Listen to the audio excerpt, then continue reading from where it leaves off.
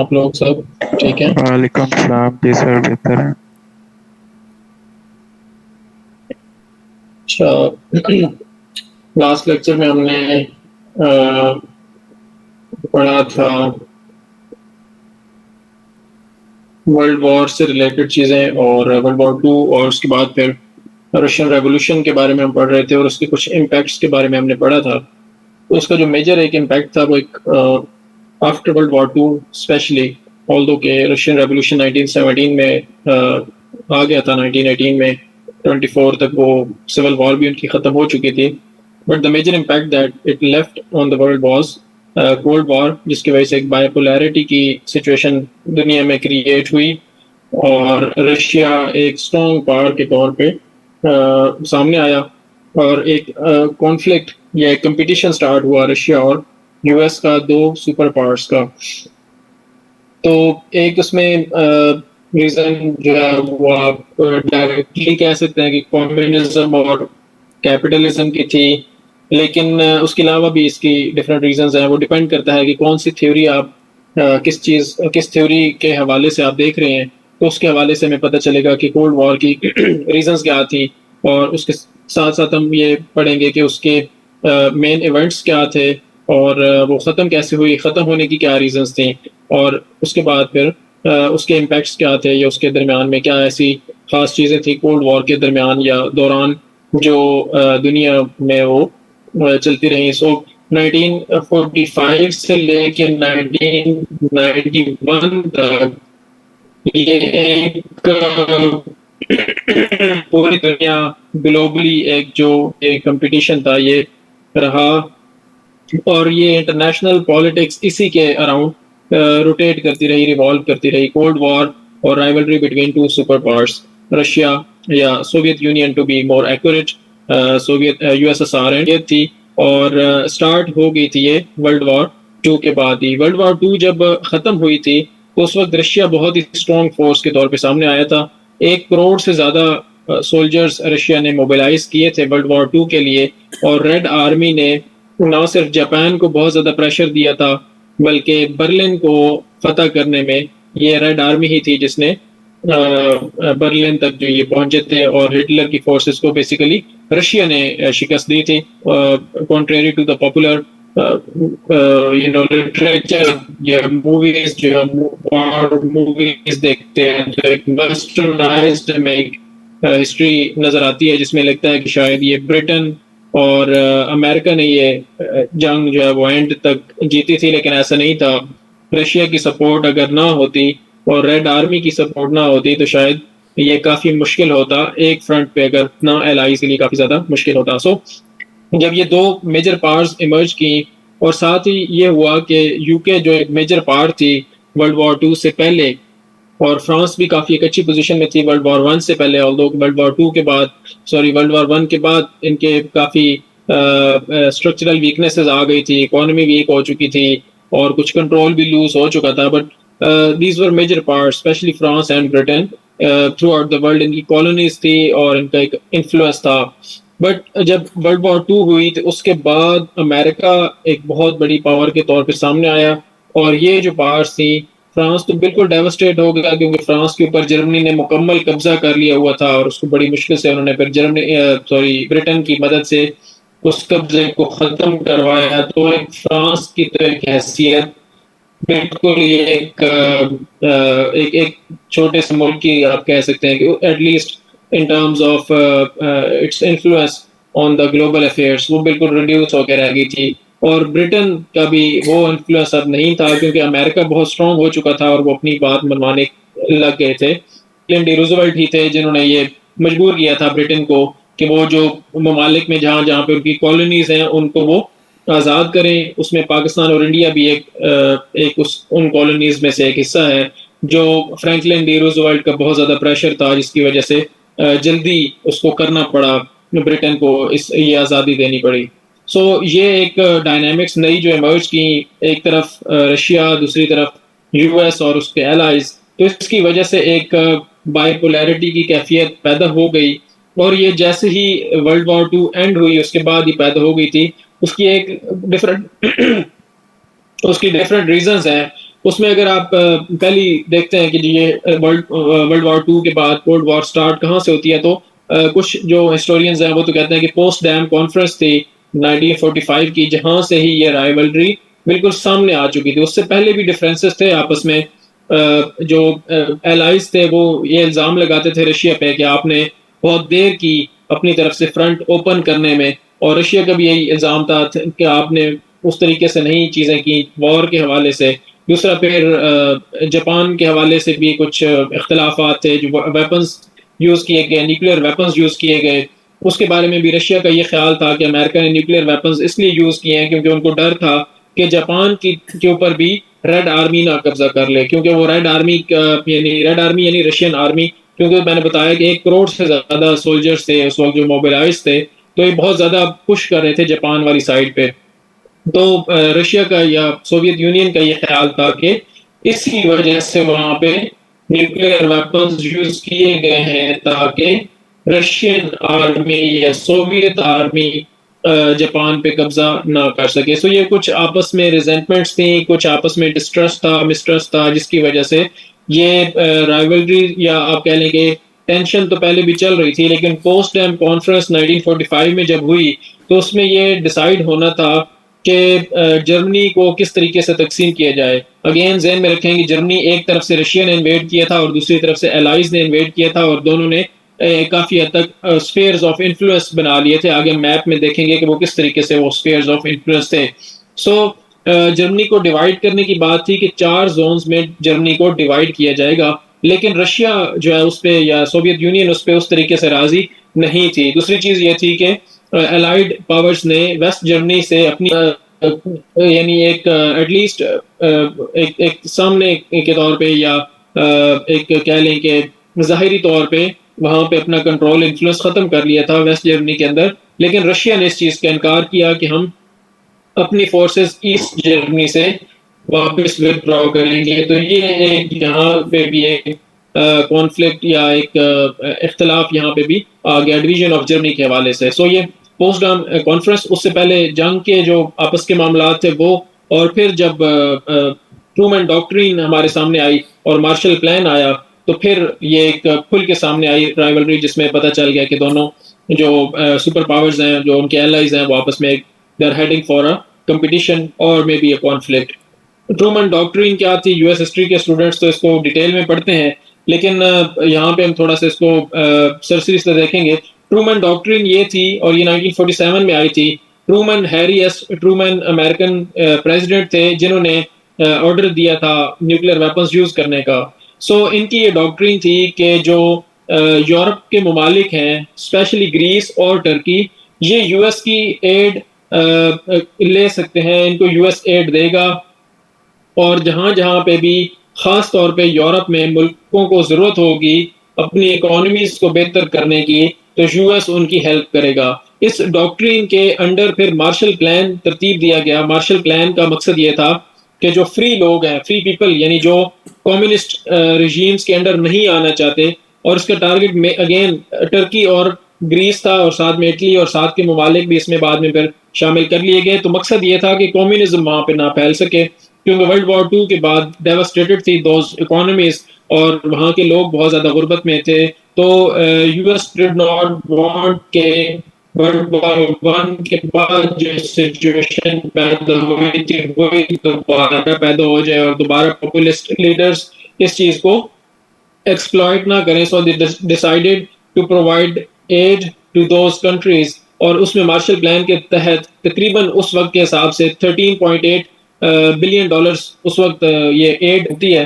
तो यानी ये इस प्लान के तहत ये चीज जब की गई, तो फिर रशिया या सोवियत यूनियन ने इस चीज को पसंद नहीं किया, एंड दे थॉट के US is trying to buy nations, US is trying to create its spheres of influence, its puppet countries in Europe. So उसको उन्होंने एक थ्रेट के तौर पे परसीव किया। सो यहाँ से एक बड़ी क्लियर डिवाइड हमारे सामने आ गई। और जो Winston Churchill prime minister of United kingdom थे ड्यूरिंग सेकेंड वर्ल्ड वॉर, उन्होंने एक स्पीच की थी। उन स्पीच के अंदर उन्होंने वर्ड या एक फ्रेज यूज की थी, आयरन कर्टन।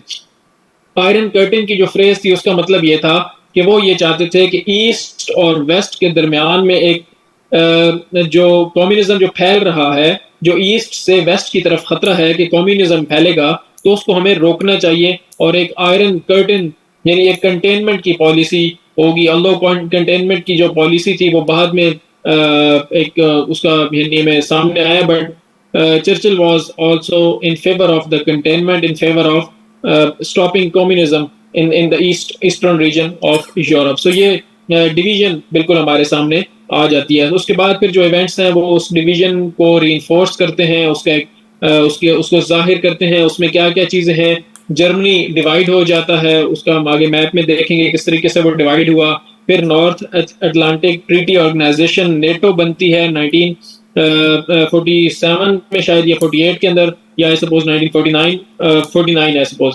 सो ये इसके साथ इसके अगेंस्ट 1955 के अंदर वेस्ट जर्मनी को नेटो में शामिल कर लिया जाता है। अगेन याद रखें कि जर्मनी डिवाइड हो चुका है, एक तरफ वेस्ट जर्मनी है जो कि एलाइज के पास है, दूसरी तरफ ईस्ट जर्मनी है जो कि सोवियत रशिया के पास है। तो जो वेस्ट जर्मनी का इलाका था उसको as a country, as a nation, उसको नेटो के अंदर शामिल कर लिया गया 1955 में। तो इसके अगेंस्ट, इसके रिएक्शन के तौर पे फिर जो सोवियत रशिया था उसने वारसा पैक्ट को तरतीब दिया, जिसमें उन्होंने शायद 9 या 13 ममालिक को अपने शामिल किया, जिसमें पोलैंड, हंगरी, चेक रिपब्लिक वगैरह, यूक्रेन, ये शामिल थे। सो एक तरफ नेटो और दूसरी तरफ वारसा पैक्ट, ये दो एक आपको मिलिट्री अलायंसेस बड़ी क्लियरली डिवाइड के तौर पे कोल्ड वॉर को सामने आपके नजर आती हैं। सो ये यहाँ से काम स्टार्ट हुआ। अब उसकी बहुत सारी डायमेंशंस हैं कोल्ड वॉर की, सिर्फ मिलिट्री डायमेंशन इसकी नहीं है, और भी डिफरेंट डायमेंशंस हैं। लेकिन जो मिलिट्री डायमेंशन है वो बड़ी खुल के हमारे सामने आई जब कोरियन वॉर स्टार्ट हुई। कोरियन वॉर हुई थी 1950 से लेके 1953। इस वक्त भी आपको पता होगा कि शुमाली कोरिया और जनूबी कोरिया दो डिवाइडेड कंट्रीज हैं, और जो नॉर्थ कोरिया है वहाँ पे किम जोंग उन की हुकूमत है, और वो एक मिलिट्रिस्ट अथॉरिटेरियन रजीम है जो बिल्कुल भी डेमोक्रेसी को अलाउ नहीं करती, और बिल्कुल एक औतारकी की उनकी एक सिचुएशन है। वो किसी के साथ उनकी सच बहुत ज़्यादा लिंक्स नहीं है, वो सेल्फ सफिशिएंसी पे ज़्यादा बिलीव करते हैं। And if you look at south Korea, तो साउथ कोरिया आपको एक कैपिटलिस्ट स्टेट के तौर पे नजर आता है। वहाँ पे सैमसंग जैसी कॉरपोरेशंस हैं, इसी तरह से वहाँ पे आपको कल्चर भी उनका बहुत ज़्यादा फैलता हुआ, के पॉप और इस तरह की चीज़ें आपको यूरोप के अंदर, यूएस के अंदर, बाकी एशिया के अंदर आपको फैलती हुई नजर आती हैं। सो ये डिवीजन कहाँ से आई? ये डिवीजन हुई 1950 के अंदर, जब कम्युनिस्ट फोर्सेस ने नॉर्थ कोरिया को पे कंट्रोल किया, और फिर उन्होंने उनको रोकने के लिए फिर यूएस और इसके एलाइज ने साउथ कोरिया के साथ मिलके उनको आगे से पुश बैक किया। तो ये यहाँ पे इन दोनों के दरमियान में फिर एक जंगबंदी हुई, और एक साइड पे शुमाली कोरिया और दूसरी साइड पे जनूबी कोरिया की स्टेट्स वजूद में आई। इसमें चाइना और यूएसएसआर ने नॉर्थ कोरिया का साथ दिया था, और यहाँ पे यूएस ने और यूएस के एलाइज ने साउथ कोरिया का साथ दिया था। सो यहाँ पे भी एक अगेन डिवीजन आपको कोल्ड वॉर की नजर आती है। उसके बाद साथ ही इसके अंदर चाइनीज रेवोल्यूशन 1949 के अंदर आ गई, तो फिर एक अनदर एक्टर आप कह सकते हैं कि इसके अंदर ऐड हो गया, but the super powers remained, two superpowers remained. One was USSR and one was US. So ये डिवीजन है जो ईस्टर्न ब्लॉक और वेस्टर्न ब्लॉक के दरमियान में हमें नजर आती है, और जो व्हाइट लाइन आपको नजर आ रही है, ये इसको आयरन कर्टन का नाम दिया गया था चर्चिल की तरफ से।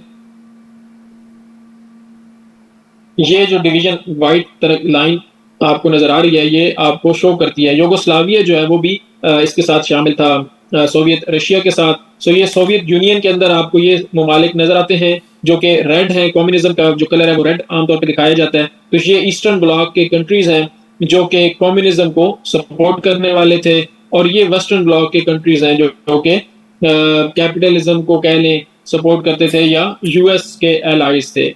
ठीक है, सो ये यहाँ पे एक डिवीजन हमें नजर आती है यूरोप की, जिसमें एक तरफ रशिया और उसके एलाइज हैं, और दूसरी तरफ यूएस, यूके और उसके एलाइज हैं। उसके बाद जो डिवीजन है जर्मनी की, वो बड़ी एक इंटरेस्टिंग भी है और एक बड़ी अजीब गरीब इसकी वजह से कैफियत पैदा हुई। जर्मनी को तकसीम किया गया दो हिस्सों में। मैंने आपको बताया कि ईस्ट जर्मनी और वेस्ट जर्मनी। ईस्ट की तरफ रशिया है और वेस्ट की तरफ फ्रांस और बाकी ममालिक हैं, बेल्जियम, फ्रांस, नेदरलैंड्स, और फिर आप आगे जाते हैं तो लेफ्ट साइड पे आपको नजर आता है यूके। सो ये जो जर्मनी था इसको दो हिस्सों में तकसीम किया गया, और शुरू में दो हिस्सों में नहीं तकसीम किया गया था, शुरू में इसको चार हिस्सों में तकसीम किया गया था। चार हिस्सों में, एक में यूके ने कंट्रोल संभाला, एक में फ्रांस ने कंट्रोल संभाला और एक में यूएस ने कंट्रोल संभाला। लेकिन बाद में फिर इन चारों हिस्सों को मिला के एक वेस्ट जर्मनी की इसको शक्ल दे दी गई, और जो इन कंट्रीज थी इन्होंने डायरेक्ट कंट्रोल वहां से अपना खत्म कर लिया। लेकिन जो ये जो आपको ग्रे में नजर आ रहा है, ये जो एरिया था ये सारे के सारा सोवियत रशिया के पास कंट्रोल में था। और इसमें बर्लिन जो कैपिटल ऑफ जर्मनी है वो आपको ये यहाँ पे नजर आ रहा है। और इसकी एक और बड़ी इंटरेस्टिंग सी सिचुएशन इसकी इसलिए पैदा हुई थी क्योंकि देखें आपको ये जो एरिया नजर आ रहा है ये ईस्टर्न ब्लॉक का हिस्सा है और ये सोवियत कंट्रोल में है, और जो ये दरमियान में बर्लिन है ये कैपिटल है। अब बर्लिन को ही कैपिटल रखा गया जर्मनी का, लेकिन इस बर्लिन को भी चार हिस्सों में तकसीम कर दिया गया शुरू में। इस बर्लिन के भी चार हिस्से इस तरह से किए गए कि एक में फ्रांस, एक में ब्रिटेन, एक में यूएस और एक में जो है वो सोवियत यूनियन का कंट्रोल आ गया। सो ये चार हिस्सों में बर्लिन को भी तकसीम किया गया। बाद में फिर ये वेस्ट बर्लिन और ईस्ट बर्लिन का बन गया कि एक तरफ सोवियत कंट्रोल था और दूसरी तरफ एलाइज का कंट्रोल था। अब यहाँ पे बर्लिन पूरे का पूरा जब आपका एक ऐसी टेरिटरी के अंदर है जिसकी पूरी टेरिटरी जो है वो सोवियत रशिया के पास है, तो यहाँ पे फिर कुछ प्रॉब्लम्स भी पैदा हुई। उसका हम देखेंगे। बर्लिन एयरलिफ्ट का एक वाक्य सामने आया, लेकिन आप इस वक्त आपको ये समझ आ गया होगा कि बर्लिन की क्या किस तरह की एक कम्प्लेक्स सी डायनेमिक्स थी, क्योंकि बर्लिन खुद चार हिस्सों में तकसीम था और उस चार हिस्सों वो पूरा का पूरा बर्लिन जो था वो सोवियत टेरिटरी के अंदर था या सोवियत कंट्रोल के अंदर था। तो अब उसमें कैपिटल जो था वो उसी को रखा गया, लेकिन जो उसकी जो लोकेशन थी वो उसके सोवियत साइड पे थी। सो अब ये इसके जो इवेंट्स हैं वो हम बाद में देखते हैं कि कौन कौन से इवेंट्स कोल्ड वॉर के थे, जिसमें ज्यादा चीजें हैं वो आपने याद ही करनी होंगी। उसमें छोटी छोटी मैं आपको बताता जाऊंगा कि वो इवेंट्स किस तरह के थे, हुई क्यों। पहले हमने इस चीज को समझना है कि डिफरेंट थ्योरीज क्या कहती हैं इसके बारे में कि कोल्ड वॉर, बार बार मैं इसको वर्ल्ड वॉर कहता रहता हूँ। कोल्ड वॉर हुई क्यों, ठीक है। सो आपने थोड़ा सा जेन में लेके आना है, जो स्टूडेंट्स इसको पहले पढ़ चुके हैं, कि आपने रियलिज्म को पढ़ा, आपने लिबरलिज्म को पढ़ा और आपने कंस्ट्रक्टिविज्म को पढ़ा। तो उनकी अजम्पशंस को आपने जेन में लेके आना है कि रियलिज्म क्या कहता है।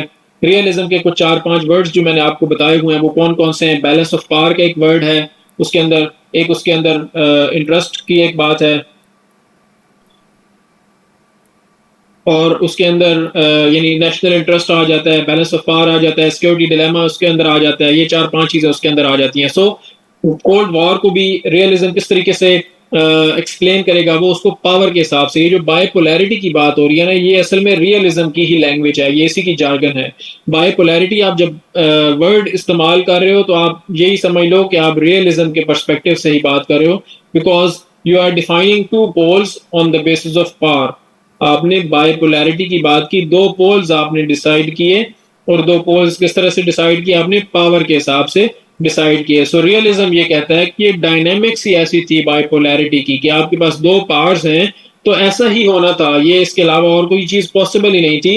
कोल्ड वॉर होनी, दो कोई भी दो ताकतें होती हैं वो आपस में जरूर लड़ाई करती हैं, वो आपस में जरूर compete करती हैं, वो आपस में रिसोर्सेज के लिए, टेरिटरी के लिए, इन्फ्लुएंस के लिए वो जरूर वो आपस में compete करती ही करती हैं, क्योंकि उनका उनको उनको इंटरेस्ट इसी चीज में है। वो जब compete करते हैं तो उनको उसका फायदा होता है, और हर स्टेट की, हर पावर की ये कोशिश होती है कि वो इस कंपटीशन को ज्यादा से ज्यादा अपने फेवर में ले सके या जीत सके, ताकि उसमें फिर उसको बहुत सारे फायदे होंगे, उसका इन्फ्लुएंस बढ़ेगा, उसकी टेरिटरी बढ़ेगी, उसके पास रिसोर्सेज बढ़ेंगी, उसके पास एलाइज ज्यादा होंगे।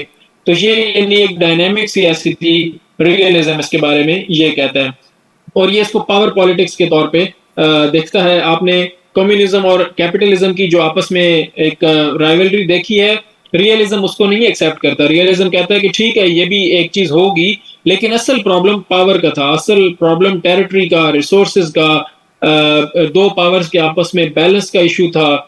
ये ज्यादा इंपॉर्टेंट चीजें हैं। ये जो कम्युनिज्म और कैपिटलिज्म है, रियलिज्म यानी कि ये कहता है कि आप छोड़ें कि रशिया कम्युनिस्ट है या नहीं है, या अमेरिका कैपिटलिस्ट है या नहीं है।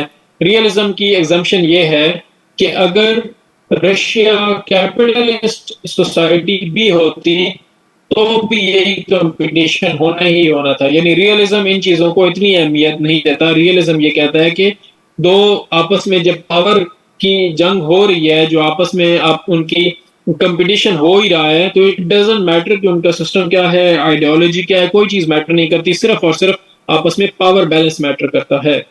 सो उसमें फिर आपको मैंने पढ़ाया कि इनका जो स्टेट का प्राइमरी कंसर्न होता है वो सर्वाइवल होता है, अपना इन्फ्लुएंस होता है, तो ये चीज उन्होंने करनी ही करनी थी।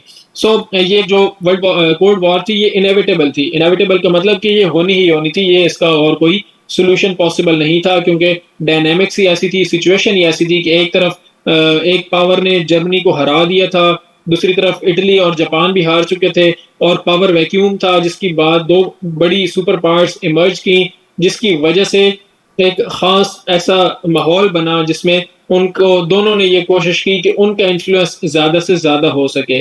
सो इसकी वजह से ये इनएविटेबल ये कॉन्फ्लिक्ट था, ये होना ही होना था। फिर एक शिफ्ट भी रियलिज्म इसको कहता है कि एक शिफ्ट थी, एक मल्टीपोलर वर्ल्ड से हमने एक शिफ्ट देखी बाइपोलर वर्ल्ड की तरफ। सो जो पहले टेंशंस आपस में मल्टीपोलर वर्ल्ड में डिफरेंट स्टेट्स की आपस में टेंशंस थी, वो फिर शिफ्ट होनी ही होनी थी। दो जब पावर्स आपके सामने आई तो ये पावर जो राइवलरी है ये इनएविटेबल थी, होनी ही होनी थी। सो बैलेंस ऑफ पावर एक चीज इसके अंदर आ गई। दूसरी इसमें सिक्योरिटी डायलेमा की एक चीज आ गई कि देखें, जब यूएस बिल्डअप कर रहा है अपने आर्म्स, तो दूसरी तरफ यूएसएसआर ने भी अपने आर्म्स बिल्ड करने ही है। एक तरफ की अगर उसने अपनी, चाहे बेशक यूएस जो है वो, मिसाल के तौर पे यूएस ने जुपिटर मिसाइल्स नस्ब किए टर्की के अंदर 1960s के अंदर, क्यूबा के अंदर न्यूक्लियर मिसाइल्स इंस्टॉल करने की कोशिश की, जिसकी वजह से एक बहुत बड़ा क्राइसिस पैदा हुआ, क्यूबन मिसाइल क्राइसिस उसको कहा जाता है।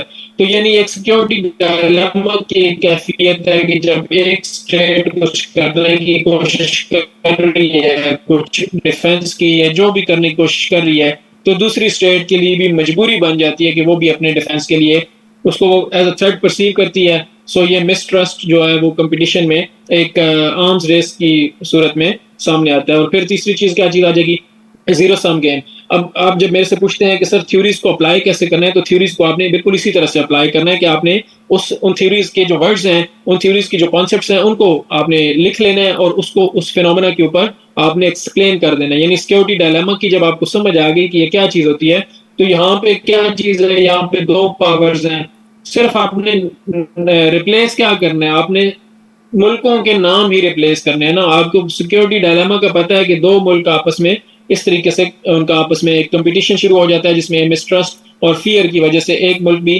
compete करता है और दूसरा भी compete करता है। तो आपने यहाँ पे यूनाइटेड स्टेट्स और सोवियत यूनियन का नाम ले देना है, तो बाकी चीजें आपने कॉन्सेप्ट वही रखना है। कोल्ड वॉर के पर्सपेक्टिव से ये आप बात कर दोगे। और उसके बाद zero sum game, balance of power, मैंने ऑलरेडी आपको बता दिया। जीरो सम गेम क्या है कि एक का फायदा दूसरे का नुकसान, दूसरे का फायदा पहले का नुकसान। तो स्टेट्स ये परसीव करती हैं, यहाँ पे अगेन अब मैं स्टेट्स ये परसीव करती हैं कि बजाय मैं कहूंगा कि यूएस ने ये परसीव किया कि अगर Soviet Russia gains in terms of territories, in terms of influence, then it is our loss। ठीक है, तो ये जीरो सम परसीव किया यूएस ने भी, दूसरी तरफ यूएसएसआर ने भी यही परसीव किया कि if US is gaining influence in Western Europe, then it is a loss for us।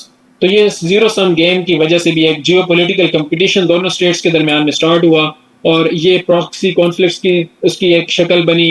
Different cultural Wars भी इसमें और कोवर्ट ऑपरेशंस भी इसके अंदर, और जो है वो एक दूसरे का नुकसान करने की कोशिश की गई हर तरह से एक दूसरे का, और न्यूक्लियर आर्म्स रेस भी इसके अंदर आ गई। सो ये सारी चीजें जीरो सम गेम के अंदर थी कि एक का नुकसान कि दूसरे का फायदा, और अगर उसका फायदा हो रहा है तो समझ लें कि मेरा नुकसान हो रहा है। उसके बाद लिबरलिज्म इसके बारे में क्या कहता है, कोल्ड वॉर को लिबरलिज्म किस तरीके से एक्सप्लेन करता है ये किस तरीके से कोल्ड वॉर की जब आप बात करेंगे लिबरलिज्म की लैंग्वेज में, तो लिबरलिज्म इंस्टीट्यूशंस को बहुत ज़्यादा अहमियत देता है। इंस्टीट्यूशंस आपको मैंने पढ़ाए हुए हैं कि लिबरलिज्म की 3-4 मेन चीज़ें होती हैं। क्या चीज़ है वो, ट्रेड इंटरडिपेंडेंस की बात करता है, साथ में डेमोक्रेटिक पीस थ्योरी की वो बात करता है। यहाँ पे वो मैंने नहीं लिखी हुई लेकिन आपको आनी चाहिए वो। फिर वो इंटरडिपेंडेंस कौन सी है, वो trade interdependence, democratic peace theory यहाँ पे कैसे लगेगी कि एक तरफ democracies don't fight with each other but democracies do fight with authoritarian regimes. ये डेमोक्रेटिक पीस थ्योरी का एक असम्पशन है। सो डेमोक्रेसी एक तरफ यूएस और उसके एलाइज वो भी डेमोक्रेटिक नेशंस, और दूसरी तरफ अथॉरिटेरियन रिजीम्स वो कौन कौन सी, एक आपके पास यूएसएसआर, दूसरी चाइना, इसी तरह नॉर्थ कोरिया, वियतनाम की एक साइड। तो ये अथॉरिटेरियन रिजीम्स थी। तो डेमोक्रेटिक पीस थ्योरी लिबरलिज्म की क्या एक्सप्लेन करती है कि इनके दरमियान में कॉन्फ्लिक्ट होना ही होना था।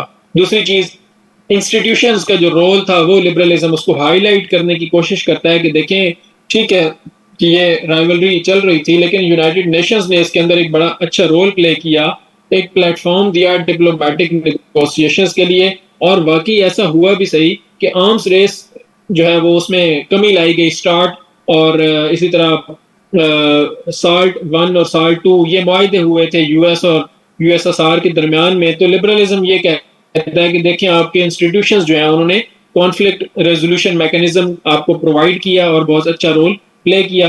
दूसरा, लिबरलिज्म ये हाईलाइट करता है कि ये मटेरियल रिसोर्सेज का इतना इशू नहीं था, ये आइडियोलॉजिकल कंपटीशन था। आइडिएशनल लिबरलिज्म ये कहता है कि आपका जो डोमेस्टिक मेकअप ऑफ स्टेट्स होता है ना वो मैटर करता है। सो लिबरलिज्म आइडियोलॉजिकल कंपटीशन के हवाले से ये कहता है कि देखें एक तरफ कैपिटलिस्ट स्टेट थी, उसकी कैपिटलिस्ट आइडियोलॉजी थी, और दूसरी तरफ कम्युनिस्ट आइडियोलॉजी थी। एक तरफ डेमोक्रेटिक आइडियोलॉजी थी और दूसरी तरफ अथॉरिटेरियन या आप कह लें कि कम्युनिस्ट आइडियोलॉजी थी। सो ये लिबरलिज्म ये कहता है कि देखें ये आइडियाज आपस में, ये आइडियोलॉजिकल कंपटीशन यहाँ पे स्टार्ट हो गया। और इंटरडिपेंडेंस में लिबरलिज्म ये कहता है कि देखिए ठीक है कि कंपटीशन तो चल रहा था लेकिन जो है ना वो आपस में जो ट्रेड थी ना उसकी वजह से काफी मिटिगेट हुआ, ये काफी कम हुआ। सो ये उसका रोल हाईलाइट करने की कोशिश करता है लिबरलिज्म, और एक तरीके से उसको एक्सप्लेन करने की भी कोशिश करता है कि देखें ठीक है कोल्ड वॉर तो चलती रही लेकिन डायरेक्ट कॉन्फ्लिक्ट नहीं हुआ, तो उसकी एक रीजन जो था वो ट्रेड और इंटरडिपेंडेंस भी थी कि जो मुल्क थे दुनिया के वो ये नहीं चाहते थे कि आपस में ये दो जो सुपर पावर्स हैं ये लड़ पड़े, क्योंकि काफी सबका नुकसान था। तो इसलिए ये इंटरडिपेंडेंस जो थी उसने इस जंग को फैलने से रोका, ये इसको हॉट होने से रोका।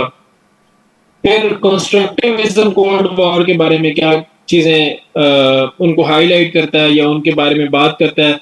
तो पहली चीज वो मैंने आपको पढ़ाया कि कंस्ट्रक्टिविज्म किस चीज के ऊपर बेस्ड है, वो आइडियाज, नॉर्म्स, वैल्यूज के ऊपर वो बिलीव करता है या उसके बारे में बात करता है। सो वो सबसे पहले बात यही करता है कि ये सिर्फ और सिर्फ दूसरी तरफ दूसरा था। सो इट्स ये परसेप्शंस की सारी गेम थी कि एक दूसरे से ये फेयरफुल थे। डर, मैंने आपको फियर का फैक्टर बताया, वो कंस्ट्रक्टिविज्म उसको भी करता है कि ये जो असल में इनके प्रॉब्लम्स थे वो एक तो परसेप्शंस इनकी एक दूसरे के बारे में बहुत नेगेटिव थी, इनका आपस में आइडियोलॉजिकल वारफेयर इनका बहुत ज्यादा था, एडवर्सरियल इनका आपस में एक कंपटीशन था। सो ये बेसिकली असल में आइडियाज का क्लैश था, ये मटेरियल रिसोर्सेज का क्लैश नहीं था। दूसरा, norms and identities, again constructivism की जारगन इस्तेमाल हो रही है कि वो शेप करती है स्टेट्स के बिहेवियर को, और जो सुपर पावर्स की जो आइडेंटिटीज थी ये भी बड़ी इन्होंने रोल प्ले किया। वो किस तरीके से कि यूएसएसआर ये समझता था, अपनी आइडेंटिटी का उसको हिस्सा समझता था कि हम सुपर पावर हैं तो हमें लीड करना चाहिए दुनिया को। दूसरी तरफ यूएस का भी यही ख्याल था कि हम सुपर पावर हैं, हमें लीड करना चाहिए दुनिया को। यूएस का ये ख्याल था कि हमारे आइडियाज बेहतर हैं, हमारी वैल्यूज बेहतर हैं, हमारे सिस्टम्स बेहतर हैं, हम बेहतर हैं। सो उनकी जो परसेप्शन थी, उनकी जो आइडेंटिटी का एक उनको था, उसकी वजह से उन्होंने कहा कि हम लीड करेंगे। दूसरी तरफ एक रशिया ने अपनी आइडेंटिटी का हिस्सा समझा इसको कि हम भी सुपर पावर हैं, हम लीड करेंगे। सो ये एक it's a clash of ideas, it's a clash of identities, it's a clash of norms, values, beliefs and perceptions. फिर कंस्ट्रक्टिविज्म किस चीज को हाईलाइट करता है, वो कहता है कि देखें लिबरलिज्म हो या रियलिज्म हो, उन्होंने कह तो दिया कि ये आपस में इनकी राइवलरी होगी, लेकिन वो इस चीज को कैसे एक्सप्लेन करेंगे कि एकदम सुबह लोग उठे तो पता चला कि जी कोल्ड वॉर खत्म हो चुकी है। ये कैसे हुआ? ना कोई जंग हुई, ना कोई आपस में क्लैश हुआ, ना इकोनॉमी बढ़ी, ना इकोनॉमी कम हुई, ना इंटरडिपेंडेंस बढ़ी, ना इंटरडिपेंडेंस कम हुई। 3 दिन पहले भी वही इंटरडिपेंडेंस थी, आज भी वही इंटरडिपेंडेंस है।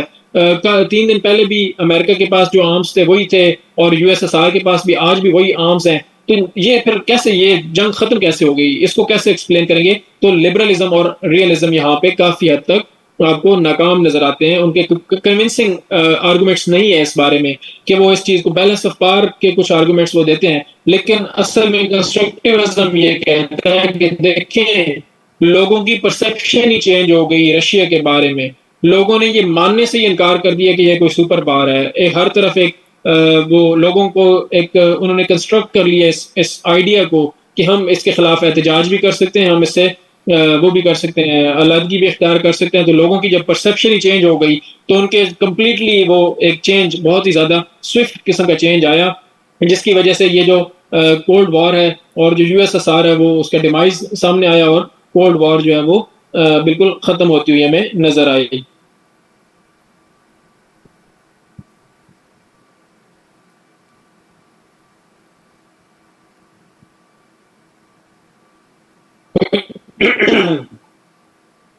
उसके बाद कोल्ड वॉर की अगर आप टाइमलाइन को देखते हैं, ये मैंने आपको बहुत ज़्यादा डिटेल में नहीं बतानी, इसमें मैं आपको काफ़ी सारी चीज़ें तो बता चुका हूँ।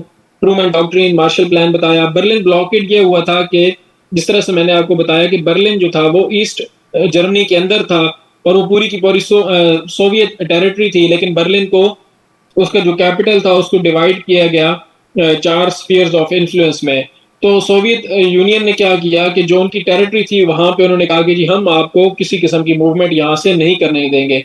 जाहिर है बर्लिन डिस्कनेक्टेड था वेस्ट जर्मनी से, तो वो बाय रोड जब बंद कर दिया, उसको बर्लिन ब्लॉकेड का नाम दिया, तो एक ऑपरेशन स्टार्ट किया गया बर्लिन एयरलिफ्ट के नाम से, जिसमें यूएस और उसके अलाइज ने कहा कि ठीक है, आप अगर बंद करते हैं तो बेशक करें, हम जहाज़ों के जरिए ये सारा सामान जो भी चीज़ें होंगी वो हम पहुंचाएंगे। और एक बहुत बड़ा मेजर ऑपरेशन था जिसमें हजारों की तादाद में फ्लाइट्स रोजाना अरेंज की गई, और जो राशन था, जो रिसोर्सेज थी, जो जो चीजें चाहिए थी वो प्रोवाइड की गई। तो ये कुछ अर्सा तो इसको फिर सोवियत रशिया ने इसको कोशिश की इसको इम्प्लीमेंट करने की, but they after some time they thought कि ये तो एक इफेक्टिव नहीं है, because they are using air space for transporting everything, so it was not a successful manoeuvre at the end of USSR.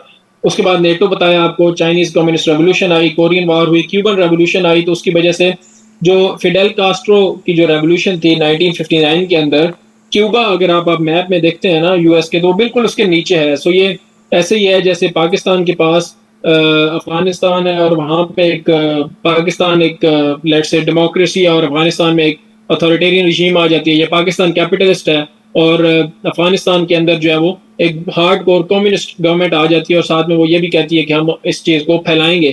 तो ये इस तरह से एक चीज यूएस के लिए ये बड़ी एक हैरान कुन भी थी और परेशान कुन थी कि क्यूबा जो कि बिल्कुल एट देयर डोर स्टेप, और जो उसका एक हिस्सा गुआंतानामो बे वो सीड भी हुआ था यूएस को, तो वहां पे ये कम्युनिस्ट रेवोल्यूशन आ गई 1959 के अंदर। उसके बाद स्पुतनिक जो है वो रशिया का स्पेस प्रोग्राम था, 1957 में इन्होंने ये स्टार्ट किया था, जिसकी वजह से स्पेस रेस स्टार्ट हुई। बे ऑफ पिग्स इन्वेजन 1961 में यूएस ने कुछ ऑपरेटिव सीआईए के और अपने कुछ आर्मी के लोग और कुछ क्यूबा के जो उनके अपने बंदे थे उनको मिला के तो इन्वेड करने की कोशिश की, ताकि रिजीम चेंज की जा सके वहां पे क्यूबा के अंदर, but it was unsuccessful and very humiliating event for US. तो ये कामयाब नहीं हो सका था। उसके बाद क्यूबन मिसाइल क्राइसिस एक बड़ा मेजर इवेंट है जो यूएस और यूएसएसआर के दरमियान में हुआ था। हुआ ये कि मैंने आपको बताया जुपिटर मिसाइल्स टर्की के अंदर यूएस ने नस्ब कर रखे थे, तो कुछ अमेरिका के सैटेलाइट इमेजरी के अंदर कुछ मिसाइल्स जो है ना उस स्ट्रक्चर बनाए जा रहे हैं। तो इस चीज़ को जब वेरीफाई किया गया तो पता चला कि वो न्यूक्लियर मिसाइल्स हैं जो क्यूबा के अंदर यूएसएसआर नस्ब कर रहा है, और अगर वो नस्ब हो जाते वहां पे तो पूरे का पूरा यूएस और पूरे का पूरा वेस्टर्न हेमिस्फेयर एक न्यूक्लियर उसके रेंज के अंडर आ जाना था, जाहिर है। तो इस चीज को यूएस ने बिल्कुल कहा कि इसको हम अलाउ नहीं करेंगे, और जो क्यूबा का जो रीजन था उसको कैरेबियन सी के अंदर से उन्होंने क्वारंटीन कर दिया। और जॉन एफ कैनेडी उस वक्त के प्रेसिडेंट थे। क्यूबन मिसाइल क्राइसिस को आपने यूट्यूब में किसी एक अच्छी सी वीडियो में आपने देख लेना है, बड़े अच्छे से एक्सप्लेन किया हुआ था उसमें मैप में और वो एनिमेशन वगैरह बना के। सो ये 13 डेज जो है ये मेरे ख्याल में ये कॉन्फ्लिक्ट चला था, और उसके बाद फिर यूएसएसआर ने जो है ना वो इस चीज पे एग्री किया कि वो वहां पे न्यूक्लियर मिसाइल नहीं करेंगे। तो it was in event in world history कि जब पूरी दुनिया एक बिल्कुल at the brink of nuclear war आ चुकी थी, और सबको यही लग रहा था कि अब अगर ये दोनों आपस में आलमी ताकतें लड़ती हैं तो एक न्यूक्लियर कैटास्ट्रोफी होगी और न्यूक्लियर हॉलोकॉस्ट की सिचुएशन पैदा हो जाएगी। इसलिए ये क्यूबन मिसाइल क्राइसिस बहुत ज्यादा एक मशहूर है और इम्पोर्टेंट लिया जाता है। फिर उसके बाद कंस्ट्रक्शन ऑफ बर्लिन वॉल, जो मैंने आपको बताया कि बर्लिन को तकसीम किया गया था, और उस तकसीम में जो ईस्ट बर्लिन और वेस्ट बर्लिन के दरमियान में यूएसएसआर ने दीवार बनानी शुरू कर दी, और ताकि जो ईस्ट बर्लिन के लोग हैं वो वेस्ट बर्लिन में ना जा सकें। हुआ ये था कि जो वेस्ट बर्लिन था जो कि एलाइज के कंट्रोल में था, वहां पे लोगों को बड़े वो खुशहाल हुए। कैपिटलिज्म का एक ये भी एक वहां पे एक नतीजा निकला कि वहां पे इकोनॉमी बहुत बेहतर हुई, लोगों को नौकरी मिलती थी, रोजगार था, पैसा वहां पे बहुत ज्यादा था। तो जो ईस्ट बर्लिन के लोग थे वो उन्होंने माइग्रेट करना शुरू कर दिया वेस्ट की तरफ। तो उस माइग्रेशन को रोकने के लिए, उस मूवमेंट को रोकने के लिए यूएसएसआर ने डिसाइड किया कि बर्लिन को दरमियान में कट कर दिया जाए, एक दरमियान में दीवार बना दी गई जो कि 1989 में आके फिर वो गिराई गई थी। उसके बाद वियतनाम वॉर स्टार्ट हुई। ये यूएस का कॉन्फ्लिक्ट था जिसमें वियतनाम को दो हिस्सों में, एक तरफ कम्युनिस्ट वियतनाम थे जिसको सपोर्ट कर रहा था चाइना और यूएसएसआर, और दूसरी तरफ यूएस था। फिर देतौंत का एक जो टाइम है 1970s का, इसके अंदर टेंशन काफी कम हो गई थी यूएस और यूएसएसआर के दरमियान में, तो इसको देतौंत का टाइम कहा जाता था। इसी टाइम में यूएस ने चाइना को भी अपने साथ एक तरह से शामिल कर लिया था, जो कि निक्सन विजिट टू चाइना था। हेनरी किसिंजर उनके सेक्रेटरी ऑफ स्टेट थे, और पाकिस्तान ने उसको सपोर्ट किया, या पाकिस्तान ने उसको निगोशिएट करवाने में हेल्प की थी। और 1972 के अंदर ये मुआहदा हुआ था जिसकी वजह से फिर चाइना ने अपनी इकोनॉमी आहिस्ता आहिस्ता ओपन की 1970s के अंदर। फिर सॉल्ट ट्रीटीज हुई, इन्वेजन ऑफ अफगानिस्तान हुआ 1979 में। रीगन की जो प्रेसिडेंट रीगन ने बहुत ज्यादा इसमें रोल प्ले किया, और उन्होंने काफी प्रेशर डाला यूएसएसआर के ऊपर। एक तो इकोनॉमी 1980s में बहुत बेहतर हुई यूएस की, जिसकी वजह से उन्होंने बहुत ज्यादा स्पेंडिंग स्टार्ट कर दी। तो ये हम देखेंगे फॉल ऑफ जो कोल्ड वॉर था उसकी एक रीजन ये भी थी। सो बर्लिन वॉल 1989 में गिरी, डिसोल्यूशन ऑफ सोवियत यूनियन 1991, और वार्सा पैक्ट 1991 में खत्म हुआ, और स्टार्ट वन ट्रीटी जो थी वो 1991 में यूएस ने रशिया के साथ साइन की। ये टाइमलाइन है, इसका आपको आइडिया होना चाहिए, आपको इनका पता होना चाहिए। इसको आपने थोड़ा सा डिटेल में पढ़ भी लेना है ताकि आपको इसका थोड़ा सा आइडिया हो। मैंने इसलिए इसमें यहाँ पे डिटेल्स ऐड नहीं की क्योंकि ये समझाने वाली ऐसा जिसमें कोई खास चीज़ें नहीं है, तो इसमें फिर टाइम वेस्ट करने की ज़रूरत नहीं है। लेकिन आपने ये पढ़नी ज़रूर है, कम अज़ कम किसी एक सब्जेक्ट में लाजमी आपने एक टाइमलाइन ज़रूर स्टडी करनी है। वो आप अलग से कर लें, वर्ल्ड हिस्ट्री टाइमलाइन कर लें, या पाकिस्तान अफेयर्स में से कर लें, या इंटरनेशनल रिलेशंस में से कर लें। एक टाइमलाइन आपने ज़रूर स्टडी करनी है जिसके अंदर आपने तमाम इंपॉर्टेंट इवेंट्स को लाजमी देखना है, वो क्या है, वो वहाँ पे क्या हुआ, उनकी डेट्स या एटलीस्ट उनके ईयर्स क्या थे। ये जो आपके इस तरह के इवेंट्स होते हैं ये आपको बड़ी हेल्प करते हैं। आप अपने क्वेश्चन के अंदर इनके जब रेफरेंसेस देते हैं, जब इनके हवाले देते हैं, तो आपका स्ट्रॉन्ग हो जाता है क्वेश्चन। स्टूडेंट्स काफ़ी पूछते हैं कि सर ये रेफरेंसेस कहाँ से लेने हैं, तो रेफरेंसेस आपके यही रेफरेंसेस होते हैं। आपने किताबों के नाम कोट नहीं करने होते, या आपने डॉन के आर्टिकल्स कोट नहीं करने होते, ना ही वो आप कोट कर सकते हो, ना ही वो याद रह सकते हैं। आपने हवाले इसी तरह हिस्ट्री के इवेंट्स को देने होते हैं, या आपको किसी किताब का नाम अगर याद रह गया है, उसके बारे में आपको वाकई पता है कि उसके अंदर वाकई ये बात की गई है, तो फिर आप उसका कॉन्सेप्ट बता सकते हैं, या उसके ऑथर का भी आपको पता है, फिर आप बता सकते हैं। मेनली जो आपके हवाले हैं वो हिस्ट्री से बहुत अच्छे आ जाते हैं। तो इन इवेंट्स को याद कर लें, जहाँ पे भी इससे रेलेवेंट आपको कोई क्वेश्चन हो उसके अंदर आप इसका हवाला दें, उसका आप हिस्ट्री बताएंगे जबकि इस तरह पहले भी हुआ था, आप दोबारा हो रहा है तो वो एक बड़ा अच्छा इंप्रेशन डालेगा।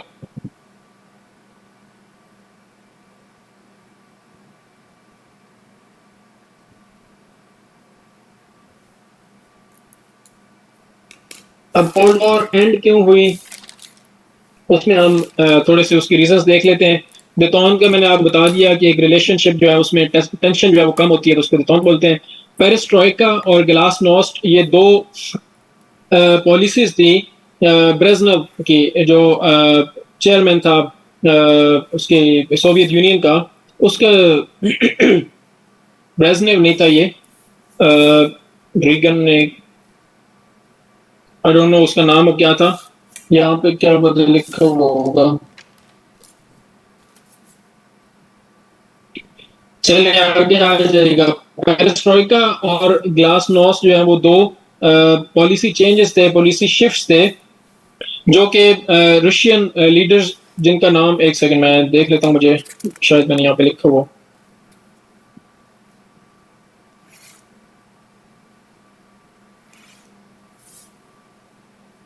गॉर्बेचोव, ठीक है शफीकुल्लाह, थैंक यू जी। तो गॉर्बेचोव की जो है ना ये पॉलिसीज थी, मिखाइल गॉर्बेचोव रशियन चेयरमैन थे कम्युनिस्ट पार्टी के 1980s के अंदर। तो उन्होंने ये डिसाइड किया कि वो he wanted basically to open up his society and economy. So एक तो चाइना ने 1979 के अंदर अपनी इकोनॉमी को ओपन करना शुरू कर दिया था, मार्केट लिबरलाइजेशन उन्होंने स्टार्ट कर दी थी। तो कम्युनिज्म का जो तजर्बा था वो आप कह सकते हैं कि चाइना ने उसको काफी हद तक 1979 तक उन्होंने अबैंडन करने का फैसला कर लिया था, और 1979 के बाद उन्होंने अपनी इकोनॉमी को आहिस्ता आहिस्ता ओपन करना शुरू कर दिया, फ्री मार्केट इकोनॉमी, और जो है वो कॉरपोरेशन को अलाउ किया, मैकडोनल्ड्स वगैरह को भी, और जो है वो इन्वेस्टमेंट्स वगैरह, और जो है वो प्राइवेट प्रॉपर्टी को उन्होंने अलाउ कर दिया। सो ये एक प्रेशर बिल्डअप हो रहा था रशियन इकोनॉमी के ऊपर भी, क्योंकि रशियन इकोनॉमी बहुत अच्छा परफॉर्म नहीं कर रही थी, और उसके अगेंस्ट जो अमेरिकन इकोनॉमी थी वो बहुत अच्छा परफॉर्म कर रही थी 1980s के अंदर, खास तौर पे जब जो वो प्रेसिडेंट रोनाल्ड रीगन की पॉलिसी, रीगनॉमिक्स भी उसको कहा जाता है, तो उन्होंने इस चीज को जब इम्प्लीमेंट किया तो बहुत ज्यादा खर्चा भी कर रहा था यूएस उसके ऊपर, आर्म्स के ऊपर भी, और डिफरेंट उन्होंने इनिशिएटिव्स लिए, वो हम पढ़ेंगे आगे। सो उसकी वजह से जब बहुत ज्यादा प्रेशर हुआ, तो फिर प्रेसिडेंट सॉरी जो चेयरमैन मिखाइल गोर्बाचेव थे, उन्होंने ये डिसाइड किया कि he also wanted to at least open up some aspects of Russian economy. So उन्होंने पेरिस्ट्रोइका यानी रिस्ट्रक्चरिंग उन्होंने स्टार्ट की, किस चीज की, कि वो मार्केट रिफॉर्म्स लेके आएंगे, और जो ये जो प्लान्ड और कमांड इकोनॉमी है इसको थोड़ा सा वो रिड्यूस करेंगे। सो मार्केट इकोनॉमी के मतलब ये है कि उन्होंने आप कह लें कि कैपिटलिज्म के कुछ ट्रेड्स उन्होंने डिसाइड किया कि वो अपनी इकोनॉमी के अंदर लेके आएंगे। और ग्लास नोस्ट की जो उनकी पॉलिसी थी वो पॉलिटिकल रिफॉर्म्स के हवाले से थी, ओपननेस के हवाले से, कि वो कहते थे कि ठीक है आप फ्रीडम ऑफ एक्सप्रेशन अलाउ करें, आप लोगों को जो है ना वो एक डेमोक्रेटिक प्रिंसिपल्स को अडॉप्ट किसी हद तक थोड़ा बहुत आप करने दें। सो ये दो बड़ी मेजर एक पॉलिसी शिफ्ट्स थे रशियन या सोवियत यूनियन की तरफ से, और इनका एक बड़ा यानी इम्पैक्ट बहुत ज्यादा इस चीज का पड़ा बाद में। सो ये जो पेरिस्ट्रोइका और ग्लासनोस्ट भी हम पढ़ेंगे, लेकिन जो रीजंस, मेन रीजंस बताई जाती हैं वो बेसिकली चार रीजंस हैं, जो कहा जाता है कि इसकी वजह से कोल्ड वॉर खत्म हुई है। एक तो रीजन मैंने आपको कंस्ट्रक्टिविज्म की बताई कि कंस्ट्रक्टिविज्म इसके बारे में क्या कहता है, कि ये आइडियाज और नॉर्म्स और लोगों का बिलीफ ही खत्म हो गया उस एक सिस्टम के ऊपर, एक आइडिया के ऊपर, उनका नॉर्म्स की, उनकी वैल्यूज की, वो सारी जो उनका एक इम्प्रेशन था, या उनका जो एक परसेप्शन थी, वो परसेप्शन ही चेंज हो गई। सो उन्होंने उस परसेप्शन चेंज होने की वजह से रियलिटी को ही चेंज कर दिया कम्प्लीटली। सो एक तो वो हमने पढ़ी थी, और उसके अलावा चार डिफरेंट रीजंस हम पढ़ते हैं। तो एक तो ये थी कि जो रशियन इकोनॉमी थी वो बिल्कुल वीक थी, यानी उसके अंदर स्ट्रक्चरल प्रॉब्लम्स थे। स्ट्रक्चरल प्रॉब्लम्स का मतलब ये है कि देखें, जब आपकी गवर्नमेंट हर चीज हैंडल कर रही है, आपकी कॉरपोरेशन को भी गवर्नमेंट हैंडल कर रही है, आपकी इकोनॉमी को गवर्नमेंट हैंडल कर रही है, हर चीज को गवर्नमेंट हैंडल कर रही है, तो ये चीज काफी हद तक स्टाइफल कर देती है इकोनॉमिक ग्रोथ को। जब आप ब्यूरोक्रेट्स के हाथ में इकोनॉमी दे देते हैं तो वो कभी भी इकोनॉमी को अच्छे तरीके से नहीं चला सकते। इब्न खल्दून ने जो बात कही थी, तो ये यानी जब आप मार्केट जो है वो हमेशा ताजिर ही अच्छा चला सकता है। प्राइवेट प्रॉपर्टी, उसकी वजह ये होती है कि उसका सेल्फ इंटरेस्ट उसके अंदर इन्वॉल्व होता है। जब आप कहते हैं कि ये 10 लोग मिलकर ये काम चलाएंगे, और 10 उससे जो प्रॉफिट आएगा वो इन 10 लोगों पे डिवाइड होगा, तो फिर कोई ज्यादा मेहनत कर रहा होगा, कुछ उसमें फ्री लोडर आ जाएगा, कोई होगा जो जिसके अंदर सलाहियत ही नहीं होगी काम करने की, तो यहाँ पे फिर वो प्रॉब्लम्स आती हैं। लेकिन जब एक प्राइवेट प्रॉपर्टी की बात होती है, जिस बंदे की मिसाल के तौर पे एक दुकान है, वो उसको जब चला रहा है तो उसका एक सेल्फ इंटरेस्ट उसके अंदर इन्वॉल्व होता है, तो जिसकी वजह से ये एक स्ट्रेंथ आती है इकोनॉमी के अंदर। तो एक तो ये एक स्ट्रक्चरल वीकनेस थी इसकी रशियन इकोनॉमी के अंदर, यानी ये इतना कंट्रोल, इतनी ये जो इस तरह से चीज थी, ये बड़ा पॉसिबल नहीं था इस तरीके से इसको संभालना या इसको लंबे अरसे के लिए लेके चलना। अगेन अगर आप सोशलिज्म को देखते हैं, अब आप सोशलिज्म, जो लोग सोशलिस्ट हैं, ये जो सोशलिज्म को सपोर्ट करते हैं, वो अक्सर स्कैंडिनेवियन कंट्रीज की मिसाल देते हैं कि देखें ये नॉर्वे भी तो सोशलिस्ट सिस्टम चला रहा है, वहाँ पे 50% टैक्सेस होते हैं और स्टेट खर्च करती है, और एजुकेशन भी बिल्कुल फ्री है और इलाज भी बिल्कुल फ्री है और सब कुछ फ्री है वहाँ पे। तो बात यह है कि वहाँ की जो स्टेट्स हैं वो कैपिटलिस्ट सिस्टम में से पैसा निकाल के और सोशल सिस्टम के ऊपर लगा रही हैं। दूसरी चीज, उनके पास नेचुरल रिसोर्सेज बहुत ज्यादा हैं। अगर आप नॉर्वे के हवाले से देखते हैं तो उनके पास ऑयल बहुत ज्यादा है, जिसको उन्होंने जिसका जो प्रॉफिट है उन्होंने अपनी नेशन के ऊपर डिवाइड किया हुआ है। सो ये आपको सोशलिस्ट सिस्टम चलाने के लिए उसमें बहुत ज्यादा पैसा पंप करना पड़ता है, उसके अंदर बहुत ज्यादा रिसोर्सेज पंप करनी पड़ती हैं, जिसकी वजह से फिर वो मुश्किल हो जाता है उसको चलाना। सो ये जो एक ये प्रॉब्लम थी यानी इकोनॉमी के अंदर, उसके अंदर कंपटीशन नहीं था, उसके अंदर एक मोटिवेशन नहीं थी लोगों के लिए। एक सरकार एक बंदे को कहती है कि तुमने ये दुकान चलानी है और महीने के तुम्हें 10,000 रुपए मिलेंगे, तो वो उसको ऐसे ही करेगा जैसे हमारे पास सरकारी नौकरी की जाती है। वो कहेगा ठीक है यार, इसमें से मुनाफा हो या ना हो मुझे क्या फर्क पड़ता है, मुझे तो 10,000 रुपए महीने के मिल जाने हैं।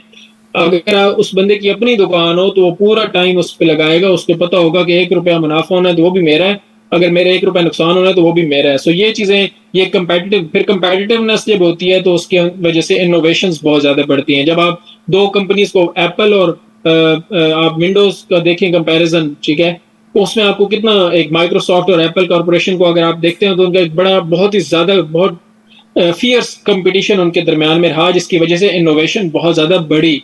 सैमसंग और एप्पल के कंपटीशन को देख लें, हवावे या सैमसंग के कंपटीशन को देख लें, तो कंपटीशन हमेशा इसलिए फिर इनोवेशन को, इन्वेंशन को लेके आता है, जिसकी वजह से आपकी इकोनॉमी स्ट्रांग होती है।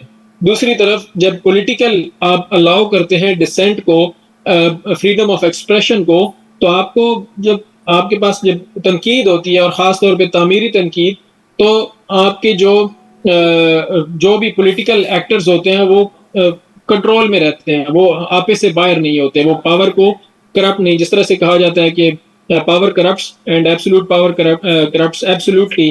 तो ये बात फिर जब आपके पास डिसेंट होती है, जब आपके पास क्रिटिसिज्म होता है, तो फिर ये चीज कम होती है, करप्शन, पावर करप्शन कम होती है। तो ये चीज भी उस सिस्टम के अंदर नहीं थी, जिसकी वजह से ये एक सिस्टम देखने में तो लगता था कि ये बहुत आइडियल सिस्टम है, यहाँ पे स्टेट हर किसी का ख्याल रखती है, यहाँ पे सारा कुछ है, लेकिन वो असल में ऐसा नहीं था। उसके अंदर करप्शन बहुत ज्यादा आ चुकी थी, मोनोपोलीज आ चुकी थी, जो वन पार्टी रूल था वो पार्टी ही बहुत ज्यादा, उसमें भी करप्शन के इश्यूज थे। तो ये एक वीकनेसेस जो थी वो उस सिस्टम के अंदर आ गई थी।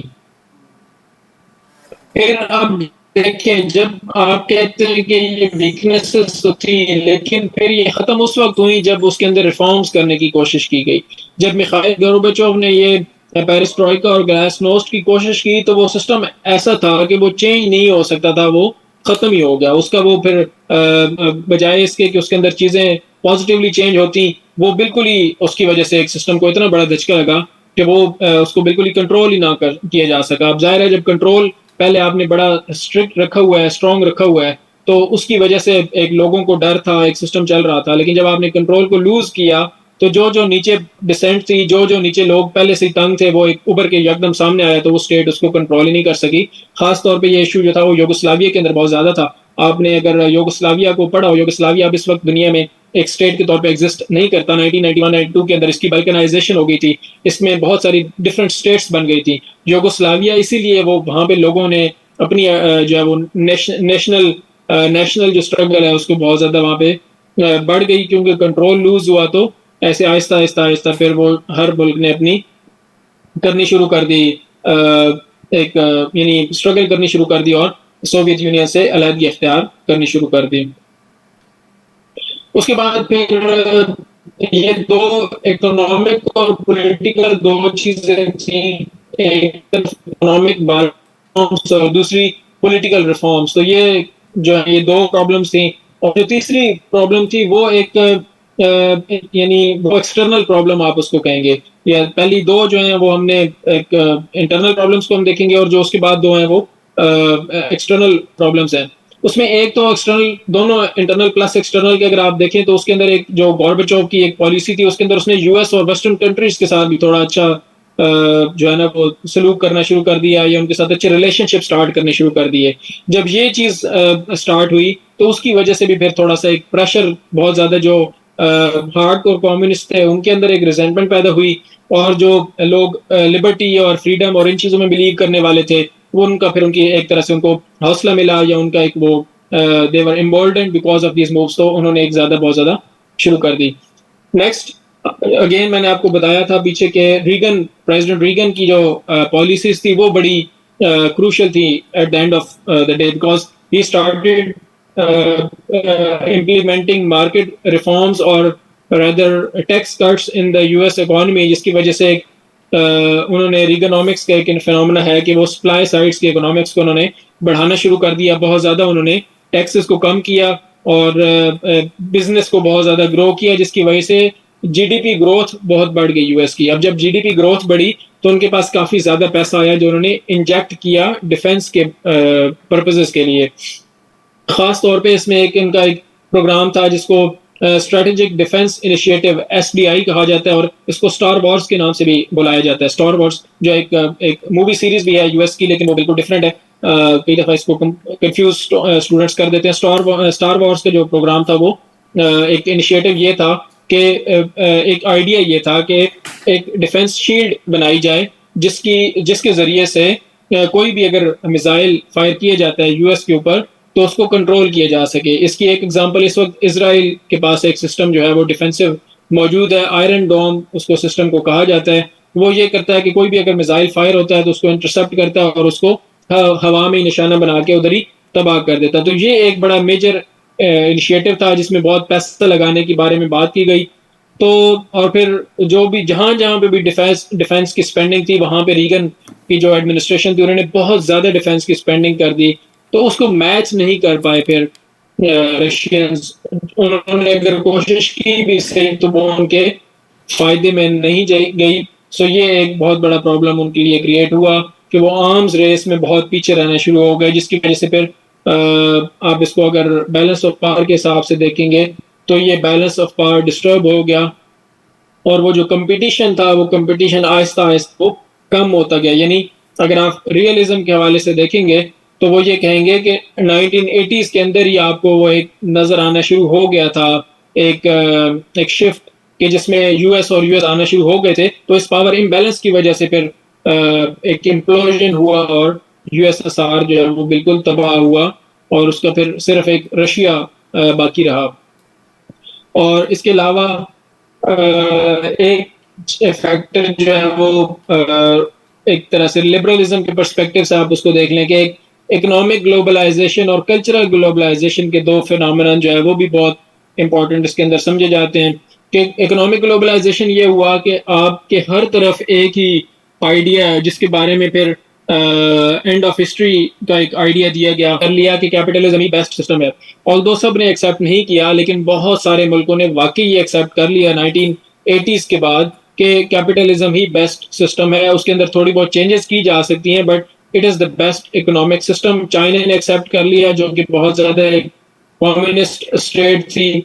उसके साथ साथ ईस्टर्न यूरोप के जो कंट्रीज थे जो कि बहुत ज़्यादा इन्फ्लुएंस में थे सोवियत यूनियन के, उन्होंने भी फिर जो है वो आहिस्ता आहिस्ता वहाँ पे भी रेजिस्टेंस ज़्यादा होनी शुरू हो गई, उसको कंट्रोल करना। फिर कलर रेवोल्यूशन वहाँ पे स्टार्ट होना शुरू हो गई, उसको कंट्रोल करना बहुत ज़्यादा मुश्किल हो गया सोवियत रशिया के लिए। सो ये एक जो एक यूएस की फिर इसमें ज़्यादा इसमें इन्वॉल्वमेंट भी बहुत ज़्यादा होती थी और ये सपोर्ट भी करते थे। सो जो इकोनॉमिक एक डिफरेंस था उसकी वजह से लोगों ने रिजेक्ट कर दिया कम्युनिज्म को और उन्होंने एक्सेप्ट करना शुरू कर दिया कैपिटलिज्म को। और फिर जो फाइनली कल्चरल ग्लोबलाइजेशन जो थी उसकी वजह से भी कि एक जब आपने थोड़ा ओपन किया इस चीज़ों को तो उसकी वजह से ख़ास तौर पे रेडियो और टेलीविज़न और हॉलीवुड की मूवीज़ और सॉन्ग्स वगैरह, इंटरनेट, ये चीज़ें बहुत ज़्यादा जब पॉपुलर हुई तो एक लोगों के दरमियान में एक चीज़ ये ज़्यादा होनी शुरू हो गई कि एक आपने एक बंद किया हुआ है सिस्टम को। अब वो जब लोग एक दूसरे के बारे में पढ़ते हैं, जानते हैं, तो उनको पता चलता है कि ठीक है, ये हम लोग एक जैसे ही हैं, कोई इतना ज़्यादा फ़र्क नहीं है। तो वो कम्युनिस्ट सोसाइटीज़ के अंदर फिर काफ़ी ज़्यादा ये एक रिजेंटमेंट भी शुरू हो गई कि हमारी गवर्नमेंट हमारे इतना हमारे डेवलप नहीं कर रही, हमारे इंफ्रास्ट्रक्चर को। दूसरी तरफ यूरोप है या यूएस है, ये वेस्टर्न वर्ल्ड है, वो बहुत ज़्यादा डेवलप्ड है। इसी तरह चाइना के अंदर डेवलपमेंट स्टार्ट हो गई है। तो एक ये भी एक फैक्टर था कि लोगों की नॉर्म्स और वैल्यूज़ के अंदर भी चेंजेस आना शुरू हो गए। सो कल्चर ग्लोबलाइजेशन, थोड़ा सा आप इसको कंस्ट्रक्टिविज्म की भी देख सकते हैं कि एक आइडियाज़ का या एक वैल्यूज़ का एक चेंज हमें नज़र आया, तो उसकी वजह से कोल्ड वॉर जो है वो एंड की तरफ चली गई।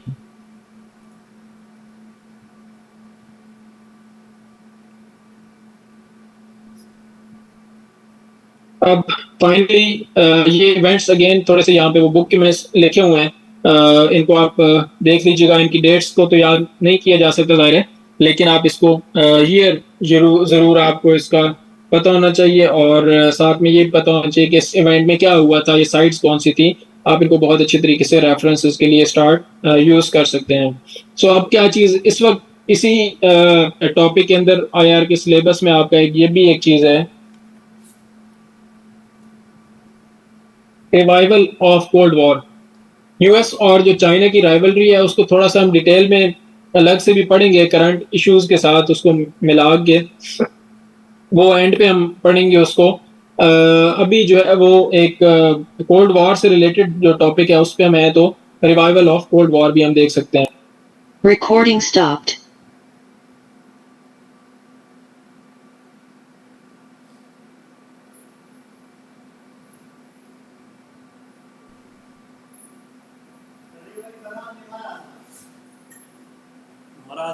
Recording in progress.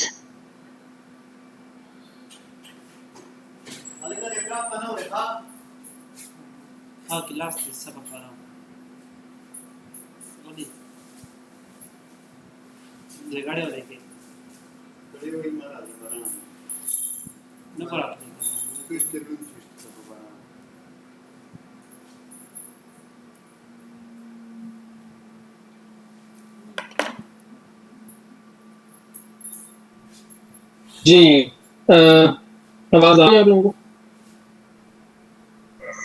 Ji sir, आ रही है। जी सर, आ रही है आवाज। हेलो, जी सर, आ रही है आवाज। ठीक है। तो रिवाइवल ऑफ कोल्ड वॉर के बारे में जब आप जी जी, तो रिवाइवल का क्या मतलब है कि ये इस वक्त आपने कोल्ड वॉर के बारे में पढ़ा और हमने 1991 तक एक तरह से हिस्ट्री को यहाँ पे देखा कि 1991 के अंदर आके वॉर खत्म हो गई, कोल्ड वॉर खत्म हो गई। तो अब हम थोड़ा सा स्किप कर रहे हैं, 1991 से हम आ रहे हैं 2020 की तरफ, 2023 की तरफ, करंट सिनारियो की तरफ, कि वो क्योंकि लिंक्ड है कोल्ड वॉर के साथ ही, क्योंकि दरमियान में आपके पास एक एरा ऑफ यूनिपोलैरिटी स्टार्ट हो गया, यूनिपोलर वर्ल्ड स्टार्ट हो गई। उसके अंदर डिफरेंट फिनोमेना है, टेररिज्म को हम पढ़ेंगे, end of history, clash of civilization का आइडिया हम पढ़ेंगे। लेकिन कोल्ड वॉर का रिवाइवल की क्योंकि बात हो रही है, तो फिर उसमें ये चीज़ आती है कि क्या वाकई ये कोल्ड वॉर 2.0 जिसको कहा जाता है, क्या वो स्टार्ट होने वाली है या वो स्टार्ट हो चुकी है क्या, या ये जो रशिया और यूएस की राइवलरी थी, क्या बिल्कुल इसी तरह की राइवलरी यूएस और चाइना के दरमियान में भी हो जाएगी। और ख़ास तौर पे अभी के हवाले से अगर आप बात करें तो थोड़ा सा इसमें एक थर्ड पोल भी शामिल हो चुका है जो कि रशिया है, क्योंकि उसने काफ़ी ज़्यादा ख़ास तौर पे यूक्रेन वॉर के बाद हमें नज़र आता है कि एक मल्टीपोलर वर्ल्ड की शायद कैफियत पैदा हो रही है, बाईपोलर की दोबारा से कैफियत पैदा ना हो। लेकिन उसमें कुछ हैं जो फिर भी हो सकता है कि दो मेजर पावर्स जो हैं वो उनकी आपस में राइवलरी इस तरह से स्टार्ट हो जाए कि जिस तरह से चाइना पहले सोवियत यूनियन के कैंप में होता था, अब हो सकता है कि सोवियत यूनियन चाइना के कैंप में शामिल हो जाए और इंडिया यूएस के कैंप में शामिल हो जाए। तो एक बाईपोलैरिटी की कैफियत इस तरीके से पैदा हो जाए कि दो अलायंसेस बन जाएं, दो ब्लॉक्स बन जाएं। सो ये एक यहाँ पे अगेन एक फियर, ये एक डिबेट है इंटरनेशनल रिलेशंस के अंदर कि क्या ये वाकई होने जा रहा है या नहीं होने जा रहा। उसमें मेजर चीज़ें क्या हैं, यूएस चाइना रिलेशंस जो हमने कुछ अरसे में देखे हैं। जॉन मीरशाइमर ने 2001 के अंदर बुक लिखी थी the tragedy of great power politics, और उन्होंने उस वक्त ये आर्ग्यू किया था कि चाइना राइज कर रहा है और ये यूएस के लिए सीरियसली ले, चाइना के राइज को रोके, चाइना की इकोनॉमी को रोके, चाइना के अंदर इन्वेस्टमेंट बंद करे और चाइना की इकोनॉमी को इंटीग्रेट करने से रोके।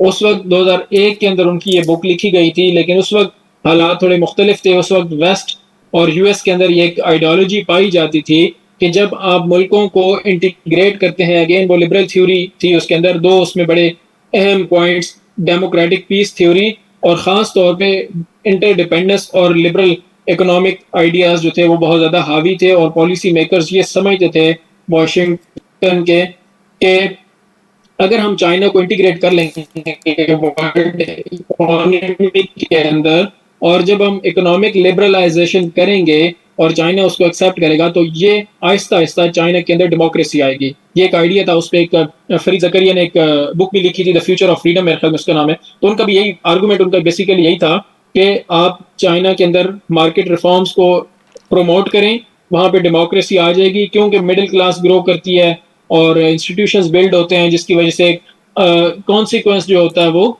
डेमोक्रेसी ही होती है। बट और इसका जो एक मैनिफेस्टेशन थी वो 2002 के अंदर चाइना को वर्ल्ड ट्रेड ऑर्गेनाइजेशन का मेंबर तस्लीम कर लिया गया और वो यूएस की हेल्प की साथ हुआ। तो जॉन मीरशाइमर या जो रियलिस्ट थे उस वक्त के, खास तौर पे ऑफेंसिव रियलिस्ट, वो ये चाहते थे कि यूएस ऐसा ना करे, यूएस चाइना को कंटेन करे।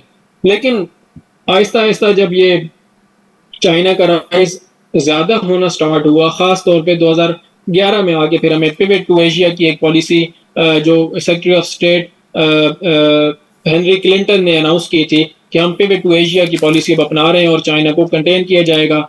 और ख़ास तौर पे 2013 के अंदर जब चाइना ने BRI अनाउंस किया और CPEC के ऊपर काम स्टार्ट किया तो फिर यूएस को ये रियलाइज़ हुआ कि ये गेम अब हमारे हाथ से निकल रही है, अब हमें चाइना को कंटेन करने की ज़रूरत है। सो ये जो कंपटीशन है इसके अंदर ट्रेड भी शामिल है, इसके अंदर टेक्नोलॉजी भी शामिल है, अब उसके अंदर आर्टिफिशियल इंटेलिजेंस शामिल हो चुकी है, उसके अंदर 4G के बाद 5G का कंपटीशन शामिल था, उसके अंदर सेमीकंडक्टर वॉर शामिल है, उसके अंदर माइक्रो प्रोसेसर्स का कंपटीशन शामिल है, उसके बाद उसके अंदर मिलिट्री के कॉन्फ्लिक्ट शामिल है, साउथ चाइना सी के अंदर जो चाइना वहाँ पे अपने आप को असर्ट करने की कोशिश कर रहा है वो शामिल है। तो ये वो यानी इश्यूज हैं जो इस वक्त काफ़ी ज़्यादा हाईलाइट हो चुके हैं यूएस और चाइना के दरमियान में। फिर एक great power competition, again realism आ जाता है इसके अंदर कि ग्रेट पावर जब होंगी तो आपस में कम्पीट करेंगी। जिस तरह पहले दो ग्रेट पावर्स थी तो उन्होंने आपस में कम्पीट किया है, तो इसी तरह से अब अगेन दो ग्रेट पावर्स हैं तो वो भी इसी तरह से कम्पीट करेंगी। इसके अंदर वो थुसिडीड्स ट्रैप कभी आ जाता है, ग्राहम टी एलिसन का कॉन्सेप्ट के थुसिडीड्स ट्रैप क्या है कि एक जो राइजिंग पावर है और जो एस्टेब्लिश्ड पावर है वो आपस में लाजमी लड़ाई करती हैं। तो चाइना राइज कर रहा है जिस तरह से एथेंस राइज कर रहा था और दूसरी तरह से अभी यूएस राइज कर रहा है बिल्कुल इसी तरह से, यूएस एस्टेब्लिश पावर है बिल्कुल इसी तरह से जैसे स्पार्टा था। तो उस फियर की वजह से जंग उस वक्त भी हुई थी, अभी भी होगी। सो ये एक यानी ग्रेट पावर के दरमियान में ये एक इशू या ये डर है कि इनके आपस में सुप्रीमेसी के लिए लड़ाई होगी। फिर आर्म्स बिल्डअप भी हो चुका है, मिलिट्राइजेशन हो चुकी है। साउथ चाइना सी के अंदर पैरासल आइलैंड्स और स्प्रैटले आइलैंड्स को मिलिट्राइज किया है चाइना ने, वहाँ पे आर्टिफिशियल आइलैंड्स बनाए हैं, वहाँ पे अपनी बेसिस बनाई हैं और वहाँ पे अपनी जो पोस्टरिंग है उसको थोड़ा एग्रेसिव कर लिया है। उसमें ख़ास तौर पे सी के अंदर जो यानी उनकी प्रेजेंस है वो बहुत ज़्यादा हो गई है। दूसरी तरफ यूएस जो है वो आगे अलायंसेस का पॉइंट भी होगा। तो यूएस क्या कर रहा है, वो अलायंसेस बना रहा है। उसने क्वाड की अलायंस बनाई, उसने साथ में ऑस्ट्रेलिया के साथ न्यूक्लियर सबमरीन्स का मुआहिदा किया। इसी तरह फिर वो वहाँ पे सपोर्ट करने की कोशिश कर रहा है फिलीपींस को, इंडोनेशिया को, मलाइशिया को, इंडिया के साथ वो बहुत ज़्यादा अपने बढ़ा रहा है। सो ये अलायंसेस और काउंटर अलायंसेस का एक सिलसिला यहाँ पे शुरू हो चुका हुआ है। फिर रीजनल कुछ फ्लैश पॉइंट्स ऐसे हैं जिनकी वजह से डर है कि ये एक कोल्ड वॉर और फिर हॉट वॉर की भी एक कैफियत बन सकती है, जिसमें ताइवान है, जिसके अंदर अगेन मैंने आपको बताया साउथ चाइना सी इटसेल्फ एक बहुत बड़ा प्रॉब्लम है, क्योंकि यहाँ से अराउंड 25% जो है वो ट्रेड दुनिया की यहाँ से गुजरती है इस सी से, इस ट्रेड लाइंस के थ्रू। तो इसकी वजह से ये एक बहुत बड़ा ताइवान तो खैर एक बहुत मेजर फ्लैश पॉइंट है ही सही। फिर 9 डैश लाइन एक चाइना की एक है, एक असर्ट करने की एक, तो अब जो एक रीजन के अंदर ममालिक हैं वहां पे एक चाइना को हो सकता है कॉन्फ्लिक्ट, वो यूएस को ड्रॉ इन कर ले। इंडिया के साथ चाइना की आपस में अगर लेट्स से एक जंग होती है या कोई कॉन्फ्लिक्ट होता है तो उसमें यूएस का एक रोल हो सकता है, तो उसकी वजह से एक वॉर स्टार्ट हो सकती है। फिर साइबर अटैक्स एक उसका है, एक उसका एलिमेंट है, इंफॉर्मेशन वॉरफेयर भी है उसके अंदर के, डाटा थेफ्ट भी खास तौर पे उसके अंदर शामिल है कि जो इंटेलेक्चुअल प्रॉपर्टी राइट्स हैं चाइना के ऊपर हमेशा इल्जाम लगाया जाता रहा है वेस्ट की तरफ से कि वो चोरी करता है, वो टेक्नोलॉजी को चोरी करता है, वो विदाउट परमिशन वो यूज कर लेता है, पेटेंट्स को यूज कर लेता है, डिफरेंट टेक्नोलॉजीज को अपना बना लेता है, तो ये भी एक प्रॉब्लम है। फिर एक आइडियोलॉजिकल डिफरेंसेस अगेन है, चाइना का जो कैपिटलिज्म है वो काफ़ी डिफरेंट है यूएस के कैपिटलिज्म से, और वन पार्टी रूल है चाइना के अंदर, जबकि यूएस के अंदर डेमोक्रेसी है, टू पार्टीज या ट्रांसफर ऑफ पावर का मैकेनिज्म वहाँ पे है, चाइना के अंदर ऐसा नहीं है। तो ये डेमोक्रेसी का भी एक स्ट्रगल है जो यूएस चाहता है कि डेमोक्रेसी चाइना के अंदर आए। फिर इकोनॉमिक डीकपलिंग की बात हो रही है कि यूएस जो है वो चाइना से अलग हो, और उसके लिए ऑस्ट्रेलिया की जब आप मिसाल देखते हैं तो ऑस्ट्रेलिया की इकोनॉमी बहुत ज़्यादा इंटीग्रेट हो गई थी चाइना के साथ, तो अब वो उसको आहिस्ता आहिस्ता वहाँ पे इन्हिसार अपना कम करने की कोशिश कर रहे हैं ताकि चाइना के ऊपर उनका इतना ज़्यादा जो चाइना का इन्फ्लुएंस है ऑस्ट्रेलिया पे वो कम हो सके। फिर साथ में diversification of global supply chains की बात हो रही है कि आप चाइना के ऊपर रिलाई ना करें। एप्पल और माइक्रोसॉफ्ट ये कोशिश कर रहे हैं कि अपने प्लांट्स को शिफ्ट कर लिया जाए चाइना से, इसी तरह काफ़ी जो लार्ज मैन्युफैक्चरिंग कंपनीज हैं वो चाइना से शिफ्ट करने की कोशिश कर रही हैं, और साथ ही वो सप्लाई चेन्स को कोशिश कर रहे हैं कि चाइना की बजाय वो रीजनल सप्लाई चेन्स को ज़्यादा इस्तेमाल करें। और अलायंसेस और ब्लॉक्स का मैंने इसमें आपको बता दिया। सो क्या कोल्ड वॉर होगी या नहीं होगी? रियलिज्म तो कहता है कि बिल्कुल होगी, ना सिर्फ कोल्ड वॉर होगी बल्कि there is a real threat के आपस में डायरेक्ट कॉन्फ्लिक्ट भी हो। और रियलिज्म के डिफरेंट जो थ्योरी मैंने एक आपको थुसिडीड्स ट्रैप का आपको बता दिया, ये भी रियलिज्म के अंडर आता है। साथ में बैलेंस ऑफ पावर की एक जो बात आती है कि चाइना अगर राइज कर रहा है तो वो ज़रूर इस्तेमाल करेगा अपनी इकोनॉमी को transfer in terms of arms race, in terms of build up of arms, in terms of different technologies, चाहे वो आर्टिफिशियल इंटेलिजेंस को इनकॉर्पोरेट करना हो डिफेंस के अंदर या वो ड्रोन टेक्नोलॉजीज और जो भी होंगी, तो वो लाजमी अपनी इकोनॉमी को मिलिट्री हार्डवेयर के अंदर ट्रांसफॉर्म करेगा और वो हमेशा थ्रेट रहेगा, और वो कोशिश करेगा कि यूएस को चैलेंज कर सके। ये रियलिज्म तो यही कहता है कि चाइना लाजमी ये काम करेगा, एटलीस्ट वो अपने रीजन के अंदर ज़रूर करेगा अगर वो बाहर नहीं भी करता। सो ये हमने रियलिज्म के अंदर एक केस इन पॉइंट भी पढ़ा था अगर आप लोगों को याद हो।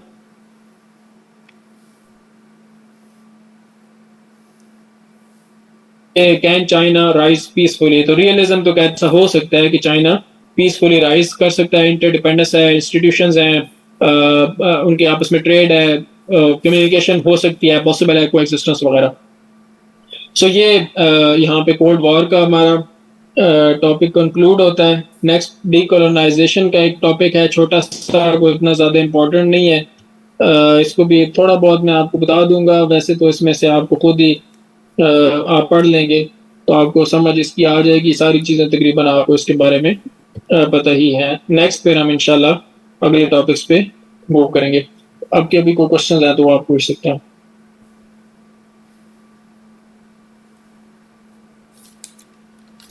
सर वार्सा और नेटो के बारे में बता दें, वो क्यों हुई थी?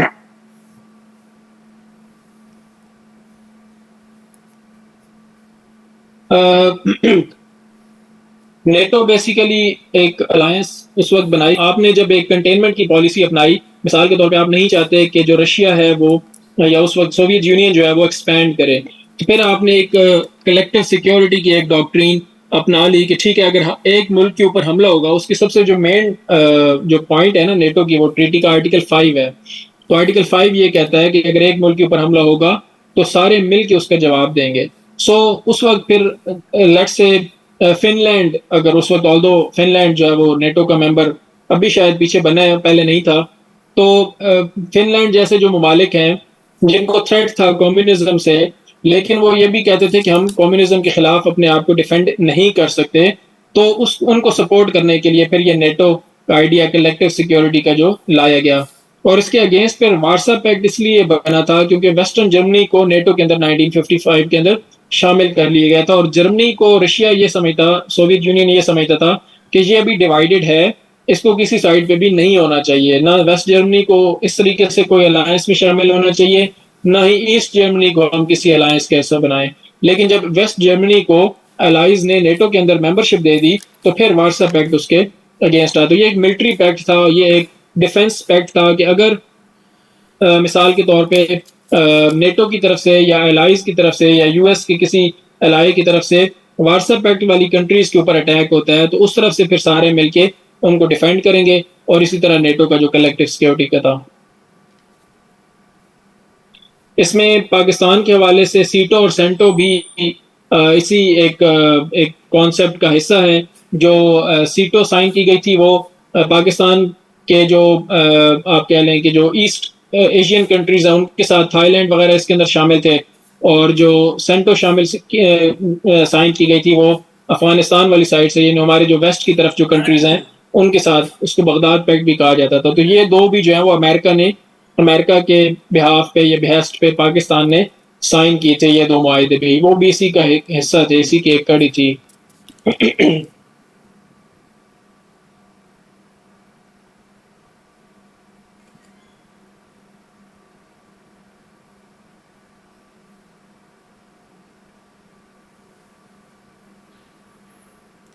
जी, और कोई क्वेश्चन है तो पूछ सकते हैं आप लोग, वरना फिर वाइंड अप करते हैं।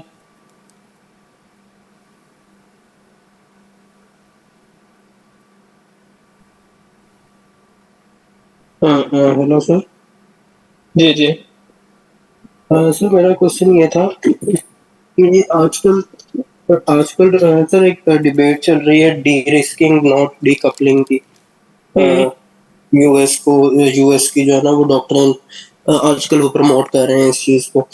तो सर ये तो डायरेक्ट मतलब कि वो चाइना ने इसे ओपनली काउंटर किया, उसने कहा है कि ये यूफेमिज्म यूज़ कर रहे हैं और ये सीधा सीधा डीकपलिंग की लिए ही सिर्फ उन्होंने वर्ड्स को चेंज किया। तो सर ये तो फिर डायरेक्ट और इंटरडिपेंडेंस भी कम हो रही है, वो अपनी डाइवर्सिफाई कर रहे हैं सप्लाई चेन्स को।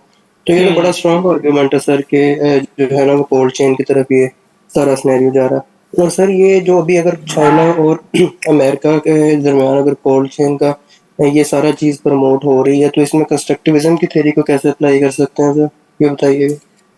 कंस्ट्रक्टिविज्म चलें, पहले जो रियलिज्म का जो एक आर्गुमेंट है वो नॉर्मली रियलिज्म की थ्योरीज बड़ी सिंपल होती हैं और वो काफ़ी हद तक उनको आप रियल वर्ल्ड में उनको आप देखते हो, वाकई वो आप उनको उनकी इम्प्लीमेंटेशन को या उनके एप्लीकेशन को आप बड़े क्लियरली देख सकते हो। आपको नज़र आता है कि देखें यूक्रेन रशिया के जैसे कॉन्फ्लिक्ट हुआ है तो एक आपको नज़र आता है कि रियलिज्म यहाँ पे अप्लाई होगा ना, कि एक तरफ एक ताकत का तवाज़ुन है ना, तो एक तरफ छोटा मुल्क है, दूसरी तरफ बड़ा मुल्क है, तो ताकत का तवाज़ुन नहीं था तो एक ने दूसरे पे हमला कर दिया इस तरह से।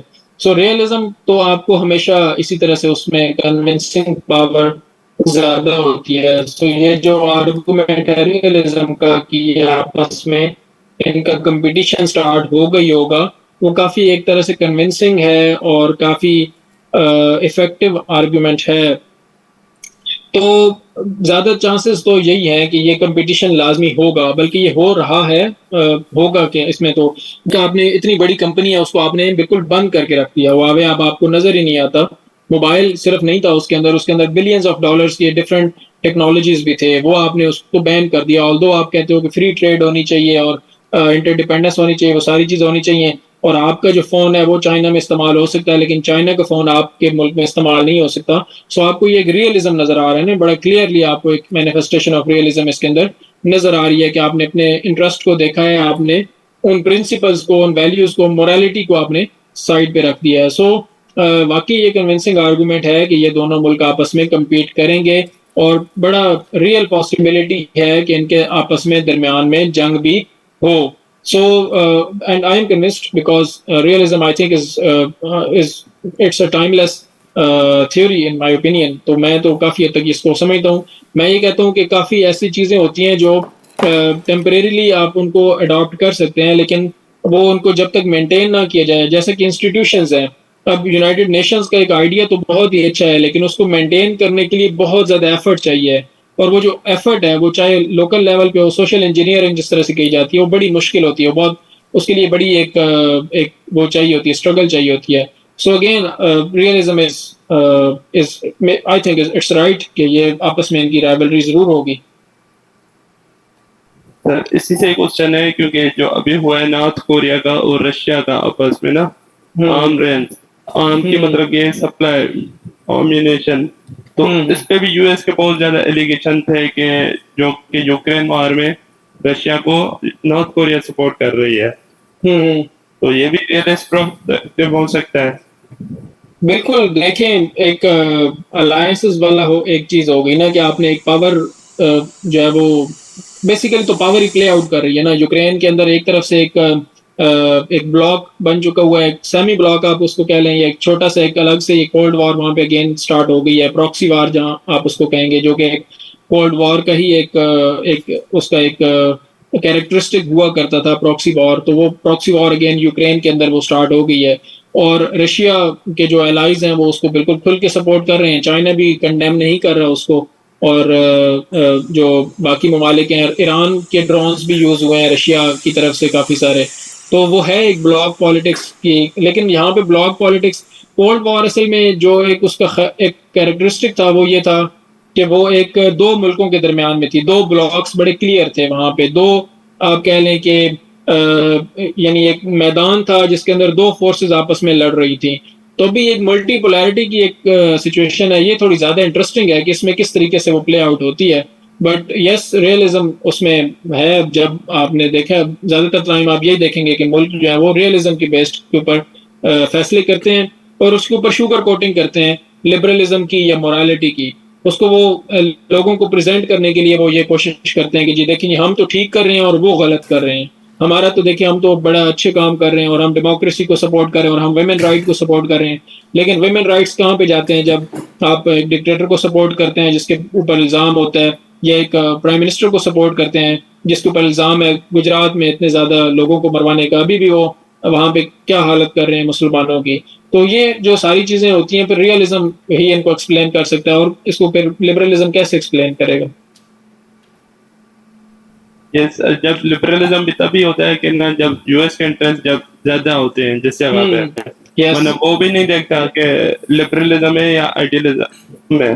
हाँ बिल्कुल, Realism. देखें एक उनका जो यूएस की है ना, जॉन मिर्शाइमर को सुने ना तो वो बड़ी वो एक डिस्टिंक्शन बताते हैं आपको, एक क्लियर डिफरेंस बताते हैं। वो कहते हैं कि देखें डोमेस्टिक पॉलिटिक्स में, और ये रियलिज्म का बड़ा पॉइंट है, ये रियलिज्म ये कहता है कि डोमेस्टिक जो सफियर है ना, एक मुल्क के अंदर की जो चीजें हैं ना, वो आप बिल्कुल लिबरल उसको रख सकते हैं। आप फ्री ट्रेड भी फ्री मार्केट बेशक आप रखें, उसमें कानून भी होगा, उसमें मोरालिटी भी होगी, उसके अंदर आप राइट्स की बात करेंगे, सही और गलत की बात करेंगे।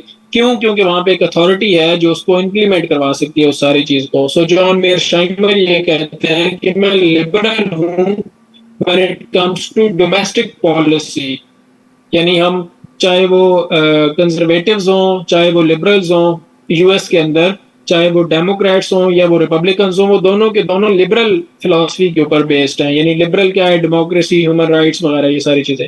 लेकिन जब इंटरनेशनल एरिना की बात होती है तो यहाँ पे तो रियलिज्म ही चलेगा। आप बेशक जो मर्जी कहते रहे, स्टेट्स हमेशा रियलिज्म के पर्सपेक्टिव से ही चीजें करती हैं। यही है बात सर।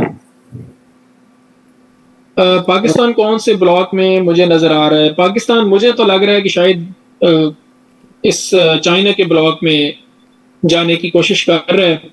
और आज एक बड़ा इंटरेस्टिंग सा बयान हमारे प्राइम मिनिस्टर साहब ने दिया है कि अगर आपको स्टेबिलिटी चाहिए मुल्क के अंदर तो आपको वन पार्टी रूल अडॉप्ट करना चाहिए। तो ये बड़ा एक मुझे इसकी एक बड़ी सिग्निफिकेंस नजर आती है। वर्ल्ड वन पार्टी रूल जब आप कह रहे हैं तो ये तो चाइनीज आइडियोलॉजी है, ये चाइनीज सिस्टम है।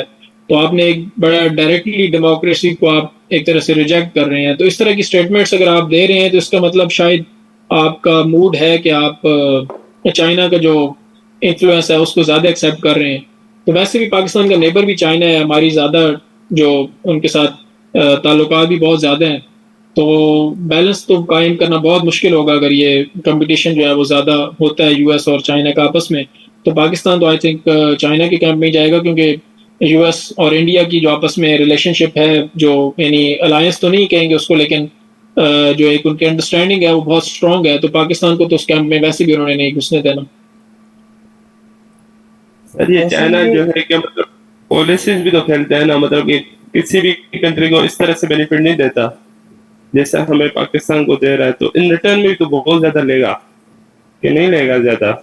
जाहिर है, जब आपने चाइना ने अपना इंटरेस्ट देखना है ना, अगेन रियलिज्म वाली बात आ गई ना, वो ये तो नहीं देखेंगे कि पाकिस्तान हमारा भाई है या दोस्त है या जो भी है, हर किसी ने अपना अपना इंटरेस्ट देखना है। तो पाकिस्तान ने ये देखना है कि हमारा इंटरेस्ट इसके अंदर कितना एक है, हमें क्या इससे फायदा होता है। तो ठीक है, आप जो देखें, जो बड़ी पावर्स होती हैं उनकी बातें आपको माननी पड़ती हैं, उनके हिसाब से आपको चलना ही पड़ता है, ये एक हकीकत है दुनिया की।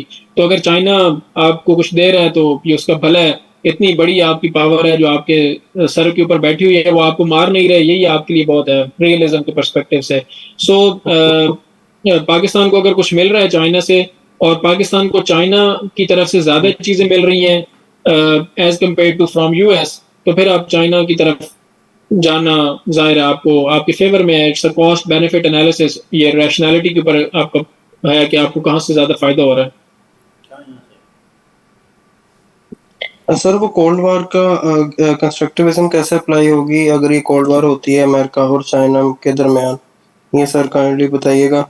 और सर ये अ, सर जी। चाइना की तो अभी तक कोई इस तरह की कोई हिस्टोरिकल एक्सपीरियंस या कोई आइडेंटिटी नहीं है कि वो कोई वॉर जो है ना वो वॉर की तरफ इंक्लाइंड हो, तो उस पे सर हम्म कंस्ट्रक्टिविज्म का कौन सा एजम्पशन हम अप्लाई कर सकते हैं कि इसको सपोर्ट अगर हम करना चाह रहे हैं कि अपकमिंग कोल्ड वॉर को।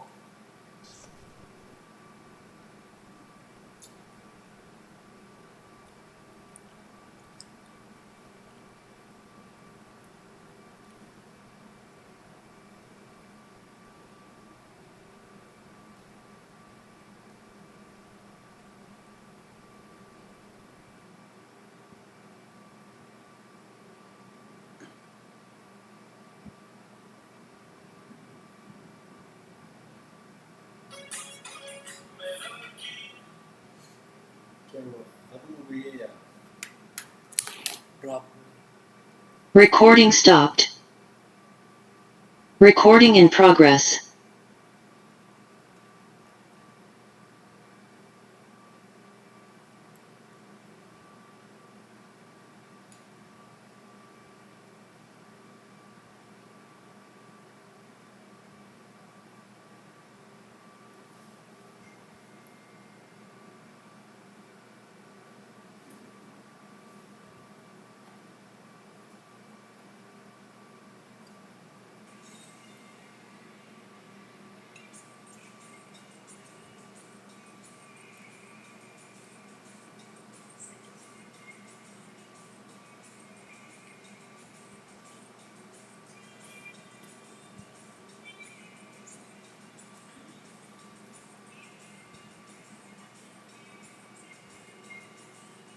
Recording stopped.